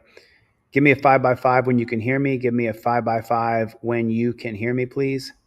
Okay, cool. We're going to keep going. We're not going to stop. The Department of Africana Studies at Cornell. Bradley Bartell. I live in central Wisconsin. Sylvia Munoz. She was detained February 15th, roughly 1 p.m. or so. We were coming back from our honeymoon in Puerto Rico. The agents at the airport in San Juan were asking everybody if they were American citizens or not. That's when they pulled her to the side, starting asking questions like, hey, this is my wife of American citizen. And, you know, do you have this form on you? Do you have this form on you? And no, we didn't. I was detained on March 3rd. I was in detention for a total of 12 days before they released me. Everything in that place is meant to break you, from being put in cells that are absolutely freezing cold with no blankets. The first 48 hours I slept on the mat on concrete with no blankets, no pillows. They gave me this aluminum foil thing that you wrap around your body like a dead body. First, we filed injunction against the Trump administration. Then law enforcement agencies are seen at my residence. Then my counsel receive an email that I am to surrender to ICE custody, and then my visa is revoked.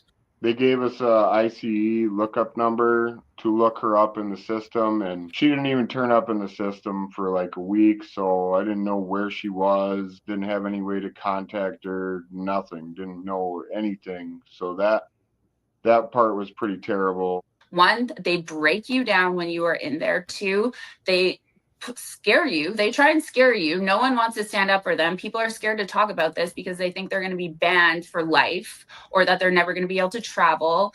And this just, everything is a scare tactic. They do not want this getting out. What we're seeing now is a worrying trend, first and foremost, of people being essentially abducted and kidnapped throughout the country. Young scholars, graduate students, graduates are being abducted and kidnapped and taken to unknown locations. I've not been convicted of a crime, alleged of any crime, or arrested. So let me explain something here. Obviously, my last name, DeCastro, is a Jewish surname. I'm of Jewish descent. I'm not for genocide, though. And that's what the Israeli government is doing to the Palestinian people. I'm not for the Palestinian people or for Hamas attacking Israel.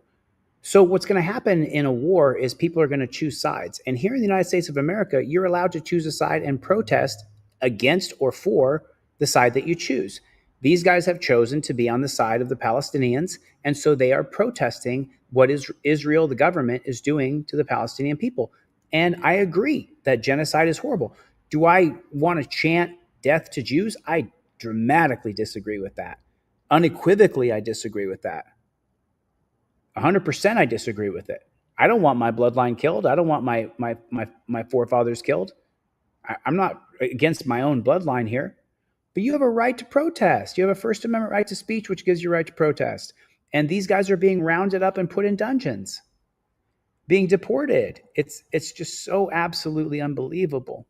I've only expressed my what should be First Amendment protected activity. Especially with no criminal history and having come here, being documented, I believe that kind of thing should be forgiven as it has in the past. Historically, people that have overstayed their visa, that kind of thing has been forgiven by the courts. One person asked me if she were to be deported, what would I do? And I'd seriously be considering becoming a Peruvian citizen and just leaving America. I'm not going to let it jade me because I love America still. I love my friends there.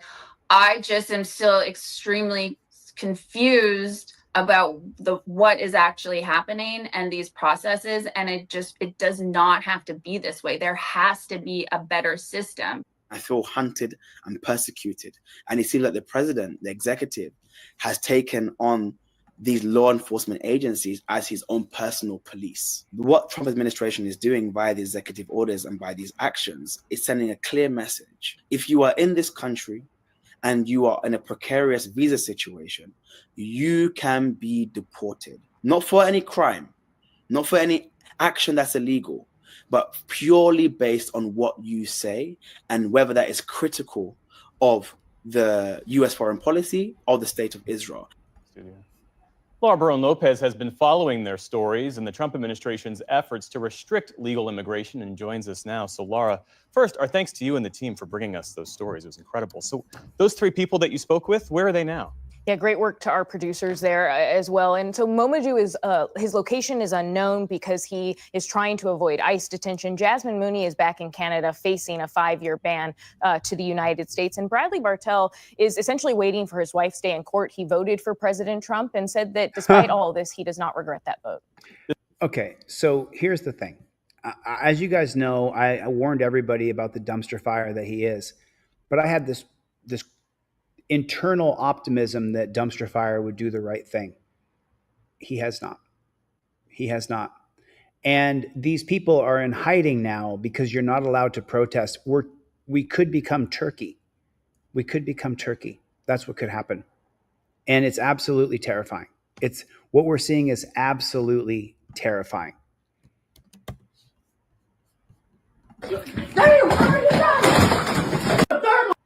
So see the water bottle in the guy's hand? Let me get my face off the screen so you guys can see it. This guy's got a water bottle in his hands. Do you see the water bottle? Chevy! Do you see the water bottle? Check out that water bottle in his hand. He just hits him. He says the water bottle's here. He's holding in his hand, talking to the cop. The cop just hits him.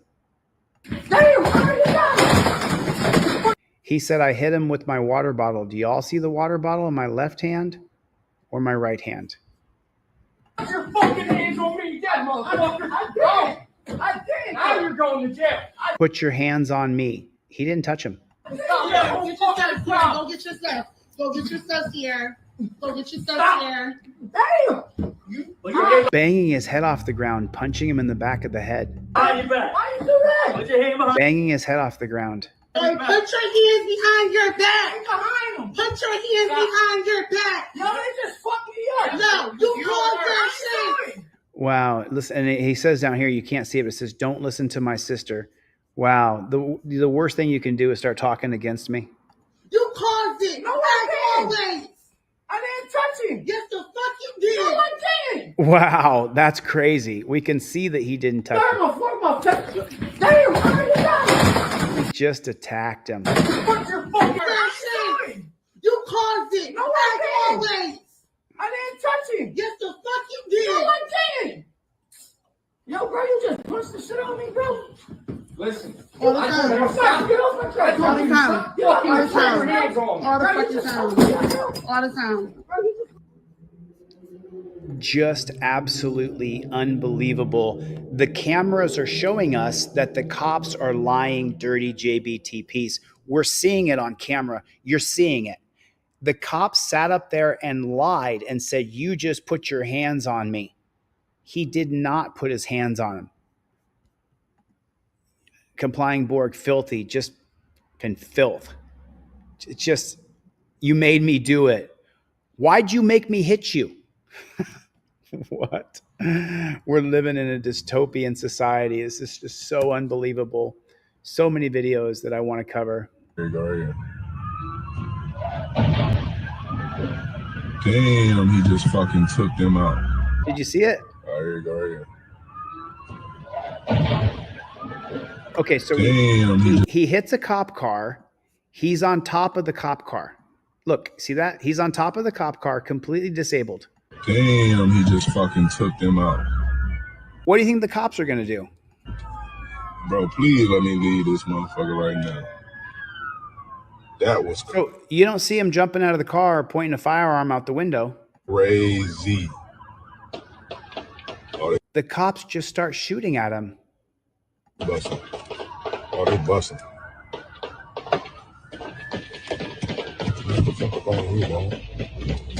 They're just shooting at the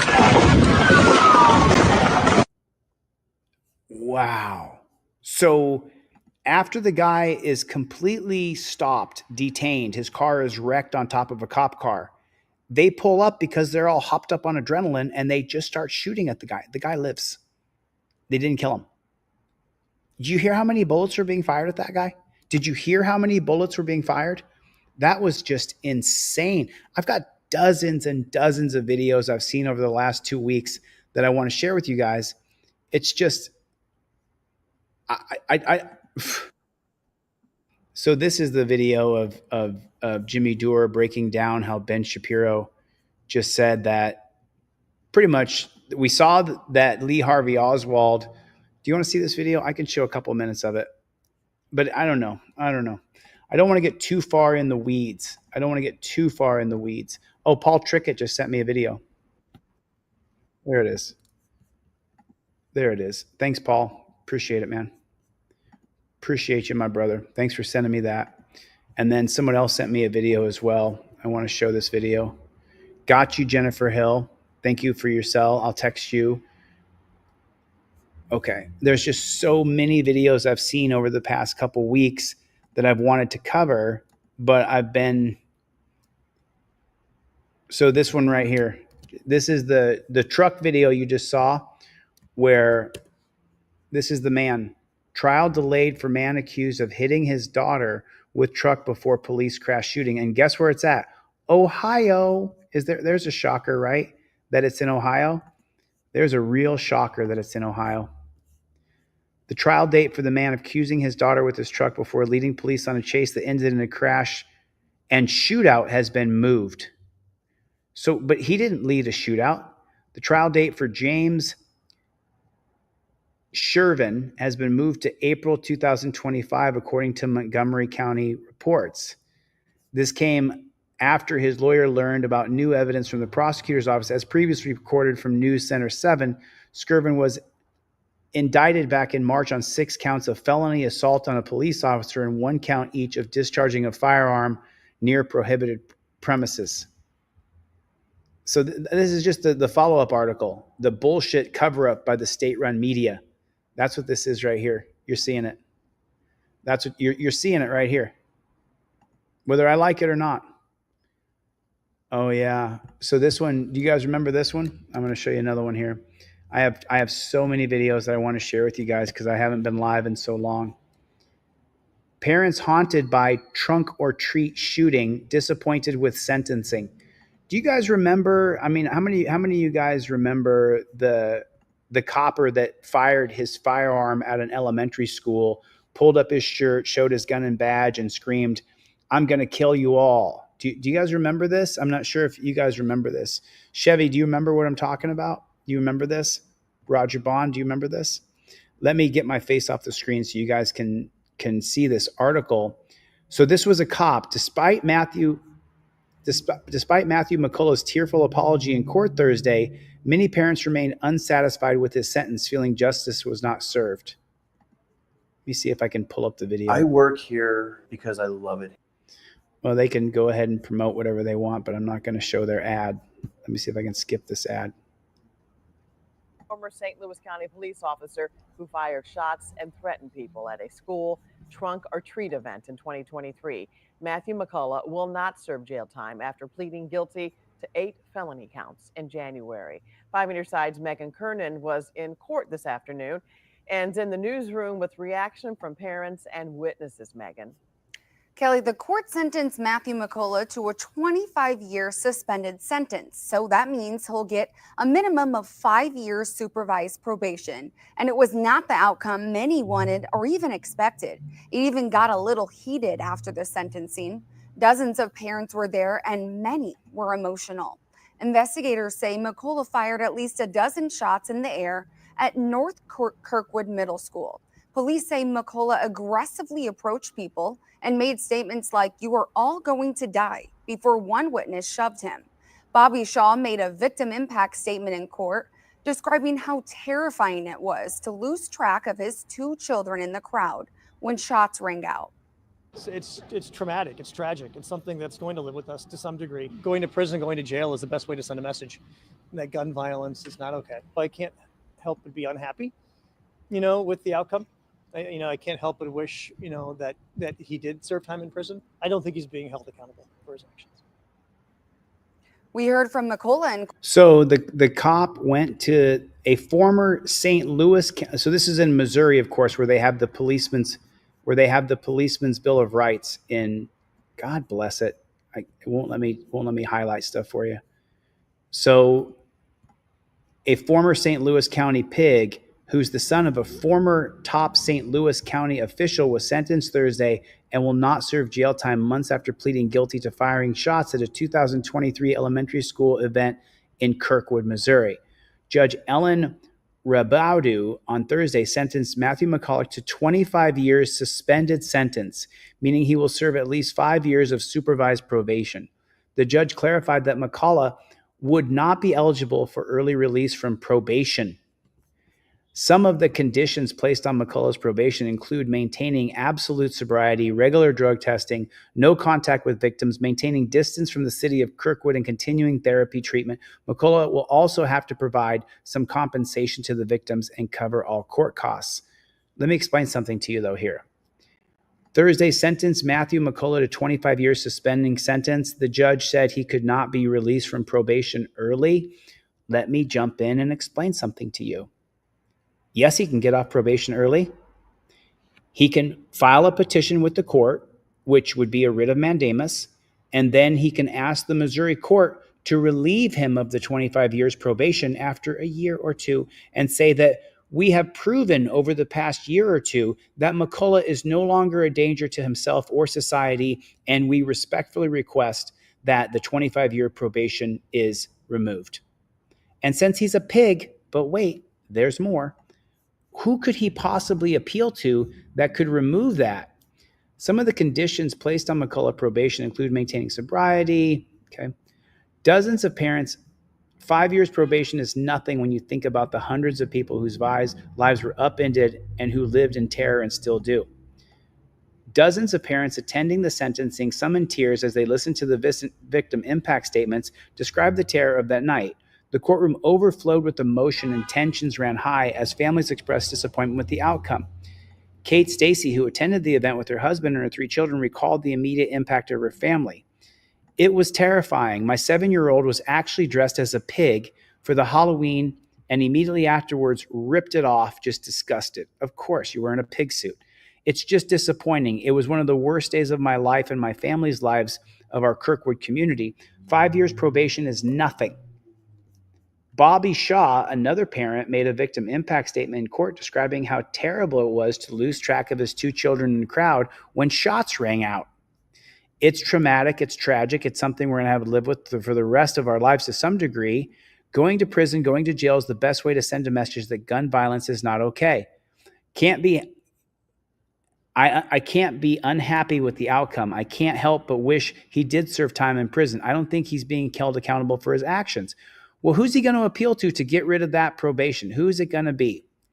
McCullough fell while surrounded by hundreds of children, stood up, pulled up his shirt to display a handgun and badge, then began firing his weapon in an upward direction approximately a dozen times while shouting that the attendees would die.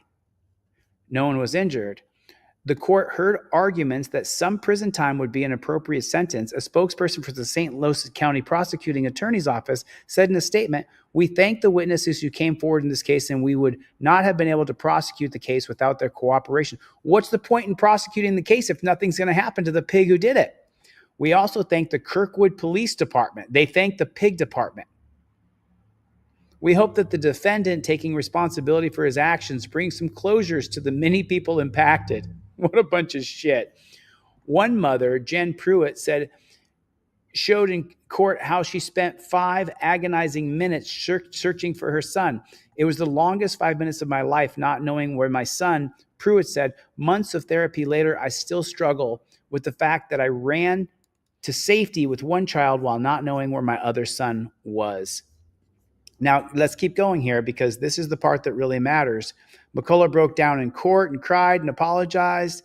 Despite his remorse, it's not overwhelming. Hold on a minute. Just wait a minute.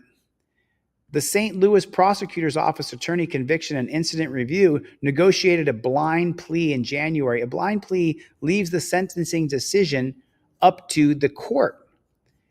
The guilty plea was negotiated under previous administration in our St. Louis County Prosecutor's Office.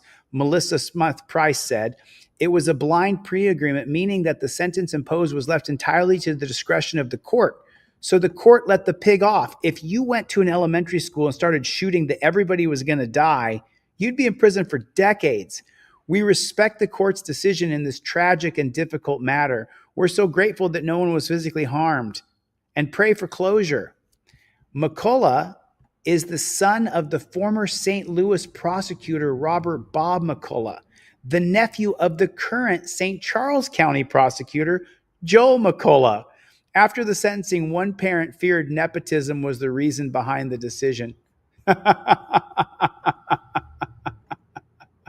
So just so you know, when McCullough goes through a year or two of probation and then he files a writ of mandamus to have a hearing over whether or not he needs to be on probation for 23 more years, these prosecutors, the ones who work for his dad and for his uncle, are going to go, well, we could let him off. He's a former pig. That's what's going to happen. That's what's going to happen. That's what's going to happen. Put a 1 in the chat if you agree. That's what's going to happen. Oh, yeah. Oh, yeah. Ohio, land of evil, apparently in USA. Keep sharing complete truth news with receipts, records, and video evidence. Keep fighting for the good fight. I got to go in 5 minutes. Is that what you said, Alpha? That's Alpha DLZ right there. I don't know why he changed his name to A, but I know who that is. They've changed their name several times. I know who you are, brother. Thanks for reporting back into me through email. Yeah, Chevy said women in law enforcement who tasered in the crotch for pleasure. It's so normal. It's so regular. So the other day I was looking on Reddit and I saw this pop up and I wanted to share it with you guys because you guys could see it yourselves. Ex-prisoners of Reddit, what's the worst thing you saw inside the prison walls? I'm going to drop this link in the chat. If you guys want to read this, you'll see what I read the other day. I read this entire thread. I mean, not every single story on the thread, but I read a ton of that thread. You can check out the thread right there. I put it in the comments section. Hopefully you guys can copy and paste that. It's heinous. It is truly, truly heinous. It is heinous. Let me go to home here. Information can we get? That's it. That's all the information. That's fine. I don't need to drive. What else? She's going to the Humboldt County Jail. Okay. What other information can we get? That's it. That's all the information. That's fine. I don't need to drive. What other information can we have? That's all you. That's all the information. Yes. What other information do you think you need? Why are you being so rude? I'm sorry. One that's being rude. I'm sorry that anyone. You're the one that's being rude. How am I being rude? Where's Chris Boudreau at? Seriously? You're about 2 seconds from going to jail for public intoxication. Do you not understand that? So I would stop talking if I were you. I just explained to you why she's going to jail and where she's going. So what other information would you like from me? How long do you think it will take for them to process her before we can pick her up? Yeah, it depends on how busy the jail is. Okay. I imagine it's fairly busy.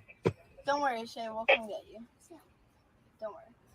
Your last name? Then you should have told me. That is my last name. Samantha Luna is my last name. What's on your license? Alonso Luna. My last name is Luna. You know what? My dad isn't my actual dad. Get out of the car. Are you happy? No, I'm not getting out of the car. No, I'm not. You're going to jail. Oh my God. No, what the fuck? You are going? What the fuck? Jail. Try and get it on video. Try and get it on video. I'm getting it on video. Try and get it on video. Get it on video. Get it on video. What the fuck is your problem? What the fuck is your problem? I'm getting it on video, Sam. To jail. You don't get to resist. I told you my license number, you crazy fucking bitch! Oh. Let go of my hair! Stop hitting her! Let go of my hair! Let go of my hair! Let go over here. Let go of me! Let go of me! Fuck her. Let go of me! Let go over here.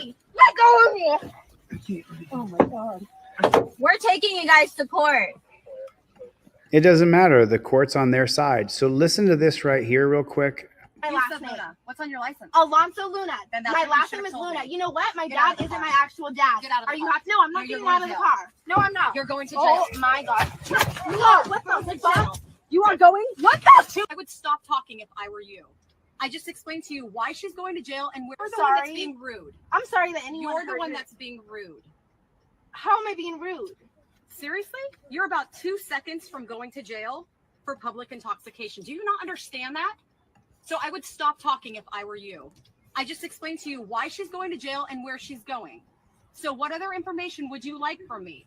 How long do you think it will take for them to process her before we can pick her up? Yeah, it depends on how busy the jail is. Okay. How long do you think it will process her before we can pick her up? And then you see the fight ensues, and then they arrest her, and they arrest her friend. So how long do you have to be in jail for? And this is covered in Constitution HQ. Okay, and here is the actual Supreme Court cases with how long you can be detained for. Initial detention without judicial review. So when a cop arrests you without a warrant, there's not a detective investigating a case. You just have a dust up with a dirty pig in the street, and then they grab you by the hair like they did this woman and they arrest her. So how long do you have to be in jail? If you guys haven't ordered my board game, Constitution HQ, you can get it on deletelaws.com. If you put in Constitution HQ, that will then segue into deletelaws.com.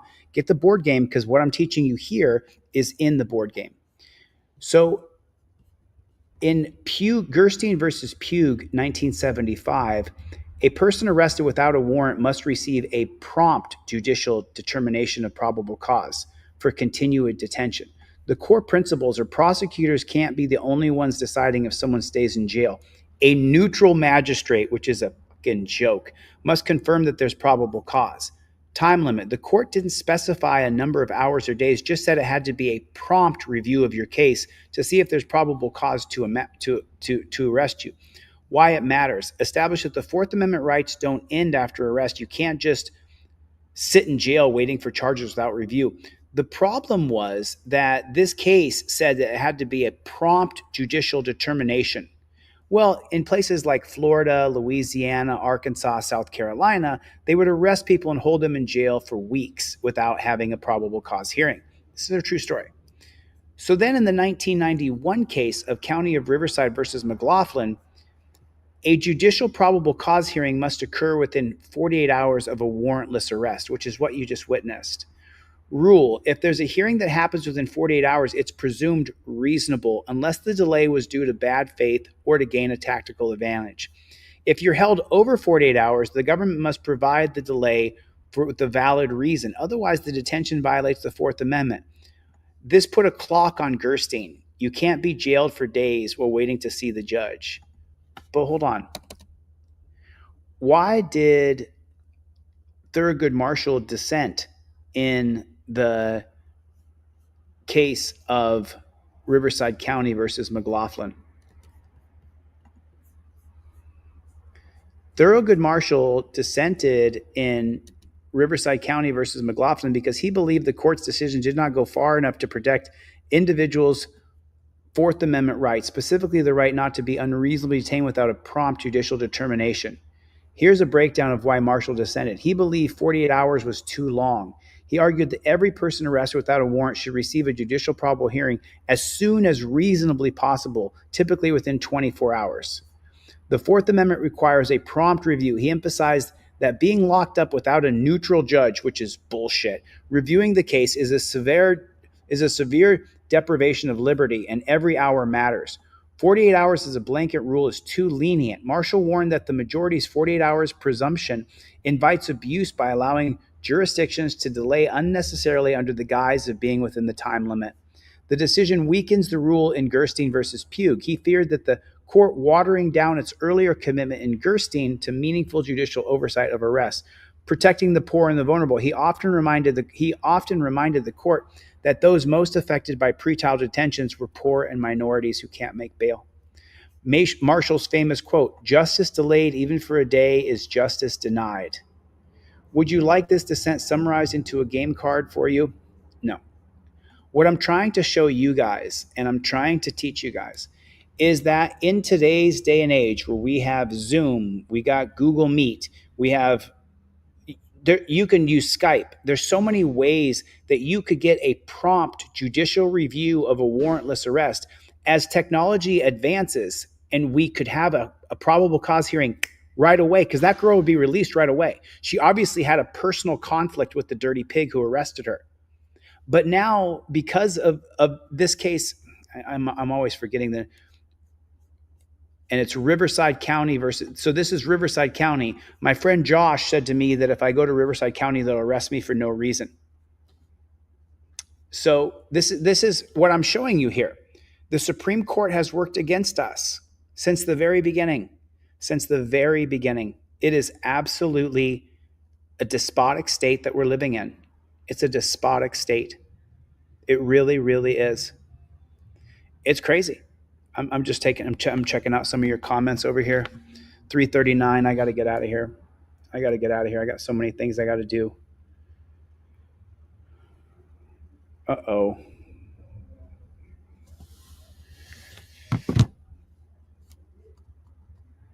If you guys haven't got my board game yet, go to deletelaws.com. Constitution HQ segues into deletelaws.com. Pre-order my board game. I don't think it's going to be ready by Monday. Monday's April 1st. I think it's going to take another week, maybe 2 weeks, but it's almost done. If you guys haven't seen the beginning of this video, I kind of go into a little bit of the board game, but I am working hard on this constantly. And I will be back online tomorrow. I'll spend a couple hours with you guys tomorrow. So I'm just going to keep on. Oh, is it 11:40 there? It's 11:40 in Norway right now. So it's you guys are 8 hours ahead of us, 8 hours ahead of me in Los Angeles, and probably the next day as well. Oh, it was, so Mr. Bones wanted me to explain the law of the Patriot Act. We're here, so I'll just take 2 seconds to go over it. Explain the Patriot Act in great detail about how it strips away our civil liberties.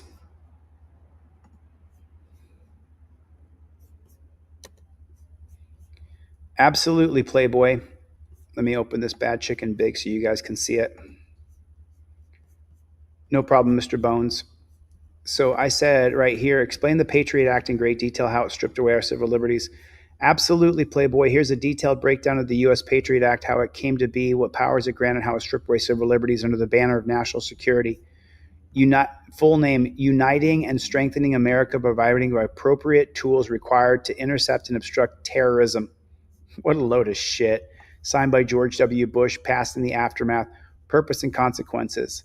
Stated purpose, to prevent terrorism by expanding surveillance, intelligence gathering, and cops' powers. It eroded the constitutional protections, especially the 4th, 5th, and 1st Amendments, by allowing mass surveillance without warrants, indefinite detention, secret searches, gag orders, lower standards for probable cause. Section by section civil liberty breakdown. Section 215, business records provision. What it did, allowed the FBI to order any business, library, organization to hand over records or data if it deemed relevant to a terrorism investigation. So now, of course, what they're saying is that all of these people who are protesting, it's a terrorism investigation. That's what's happening in our country, and it's every single day. No probable cause required, no notification of the person being investigated, gag order on the institution. They can't tell you your data was handed over. Civil liberties impact, violates the 4th Amendment, no warrant, no individualized suspicion, violates 1st Amendment, chills free speech, and inquiry may stop reading controversial materials if they fear surveillance. Roving wiretaps, what it did, allowed wiretaps to follow a suspect across multiple devices without specifying which ones in advance. Can track you across phones, emails, computers without knowing what device you're using. Weakens judicial oversight, opens the door to surveillance of innocent people whose devices are being used by suspects. Section 213, sneak and peek warrants. What it did, authorized secret searches of your home or property without notifying you until later, sometimes much later. Violates due process of the 4th Amendment, undermines the concept of being secure in your own home. Section 802 expanded the definition of domestic terrorism. What it did, expanded the definition so broadly that political protest, civil disobedience, and activism could be interpreted as terrorism if it appears intended to influence government policy. Direct threat to the First Amendment speech, assembly to protest opened the doors to criminalizing dissent, which is what we're living through right now. National security letters, NSLs, what they are, secret subpoenas that don't require a judge's approval, can demand phone records, financial data, internet usage. Recipients are legally forbidden from talking about them. Civil liberties impact, no warrant equals 4th Amendment violation. Gag order, 1st Amendment violation. Indefinite detention, non-citizens suspected of terrorism can be detained indefinitely without being formally charged. Little access to attorney or courts. Violates 5th and 6th Amendment right to a speedy trial, counsel, and due process. Mass surveillance program like PRISM and X-Keyscore revealed by Edward Snowden were justified using the Patriot Act. Millions of Americans had their cell phones, text messages, emails, and internet traffic monitored. People stopped checking out controversial books, visiting certain websites, or attending protests for fear of being flagged. Most Patriot Act operations were classified, and courts like FISA court operated in secret with no defense attorney or transparency. And here's the constitutional rights affected. 1st Amendment, gag orders. 4th Amendment, warrantless searches. 5th Amendment, indefinite detention. 6th Amendment, denial of speedy public trials for detainees. 14th Amendment, equal protection for immigrants and Muslims targeted under the suspicion. 2015 expired in 2020, but many of its surveillance powers were rebranded or maintained under different laws. Example, FISA or Freedom Act. Lawsuits and advocacy from the ACLU, EFF, and whistleblowers, the Electronical Frontier Foundation, and whistleblowers brought some abuses to light. If Thurgood Marshall had been on the bench during the Patriot Act, he likely would have seen it as a deep betrayal of the Bill of Rights in exchange for false security. History teaches us grave threats to liberty often come in times of urgency when constitutional rights seem too extravagant to endure. John Marshall and Skinner versus Oklahoma. Skinner versus Oklahoma is in your board game, by the way. There it is. There it is. We are looking at the end of real freedom in our country unless we fight back. That's why we don't stop, and we will never stop. Put it in the comment section. Put it in the comment section. We don't stop. I'll never stop. I know you guys haven't seen me a lot lately. Unfortunately, because I have to go live this week quite a bit. I have to stay vigilant, and I have to keep going live, or I won't be able to fund this place. And I haven't even started teaching yet, but I'm working with the guy in Indonesia to finish the board game. He's working super hard on the board game, but I wanted one creator to do all the cards. I'm not an illustrator, so I have all the information done for the cards, but I want to finish it with one creator. So I'm working with this guy constantly, day in and day out, to finish the board game. And we have all kinds of setbacks, but I'm not going to stop. I guarantee you. And thank you so much for your support. I get your Cash Apps, your Venmos, your PayPals. Thank you. Sometimes someone will send me $10 and say, keep going, Chili. And when I get it, I'm just like, oh my God, thank you so much. Thank you so much. Because when I'm not going live, I don't make any finance. So, but I'm not going to stop.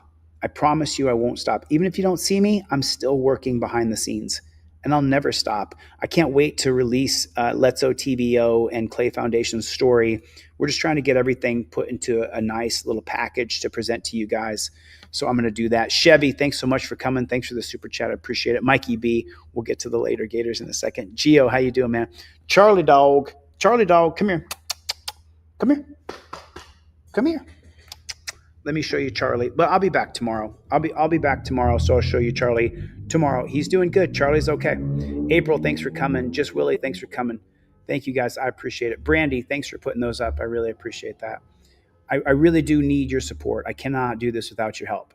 And I'm dying. I'm dying over here, but I can't stop. I can't stop until I create apparatuses that can get people out of jail without me doing a video and e-begging, which I have created. I'm waiting for that to get done right now. And there's people who are working on it constantly right now. There's people who are working on it constantly. Alligators can live to be 100 years old, so he will see you later. All right, Brandy, thanks for coming. I appreciate it. The Joker, so good to see everybody. Mikey B, we don't stop. OTVO, Forrest, I got to get the flock out of here. Thanks for coming to my TED Talk. I'll see you guys on the next one. Later, Gators.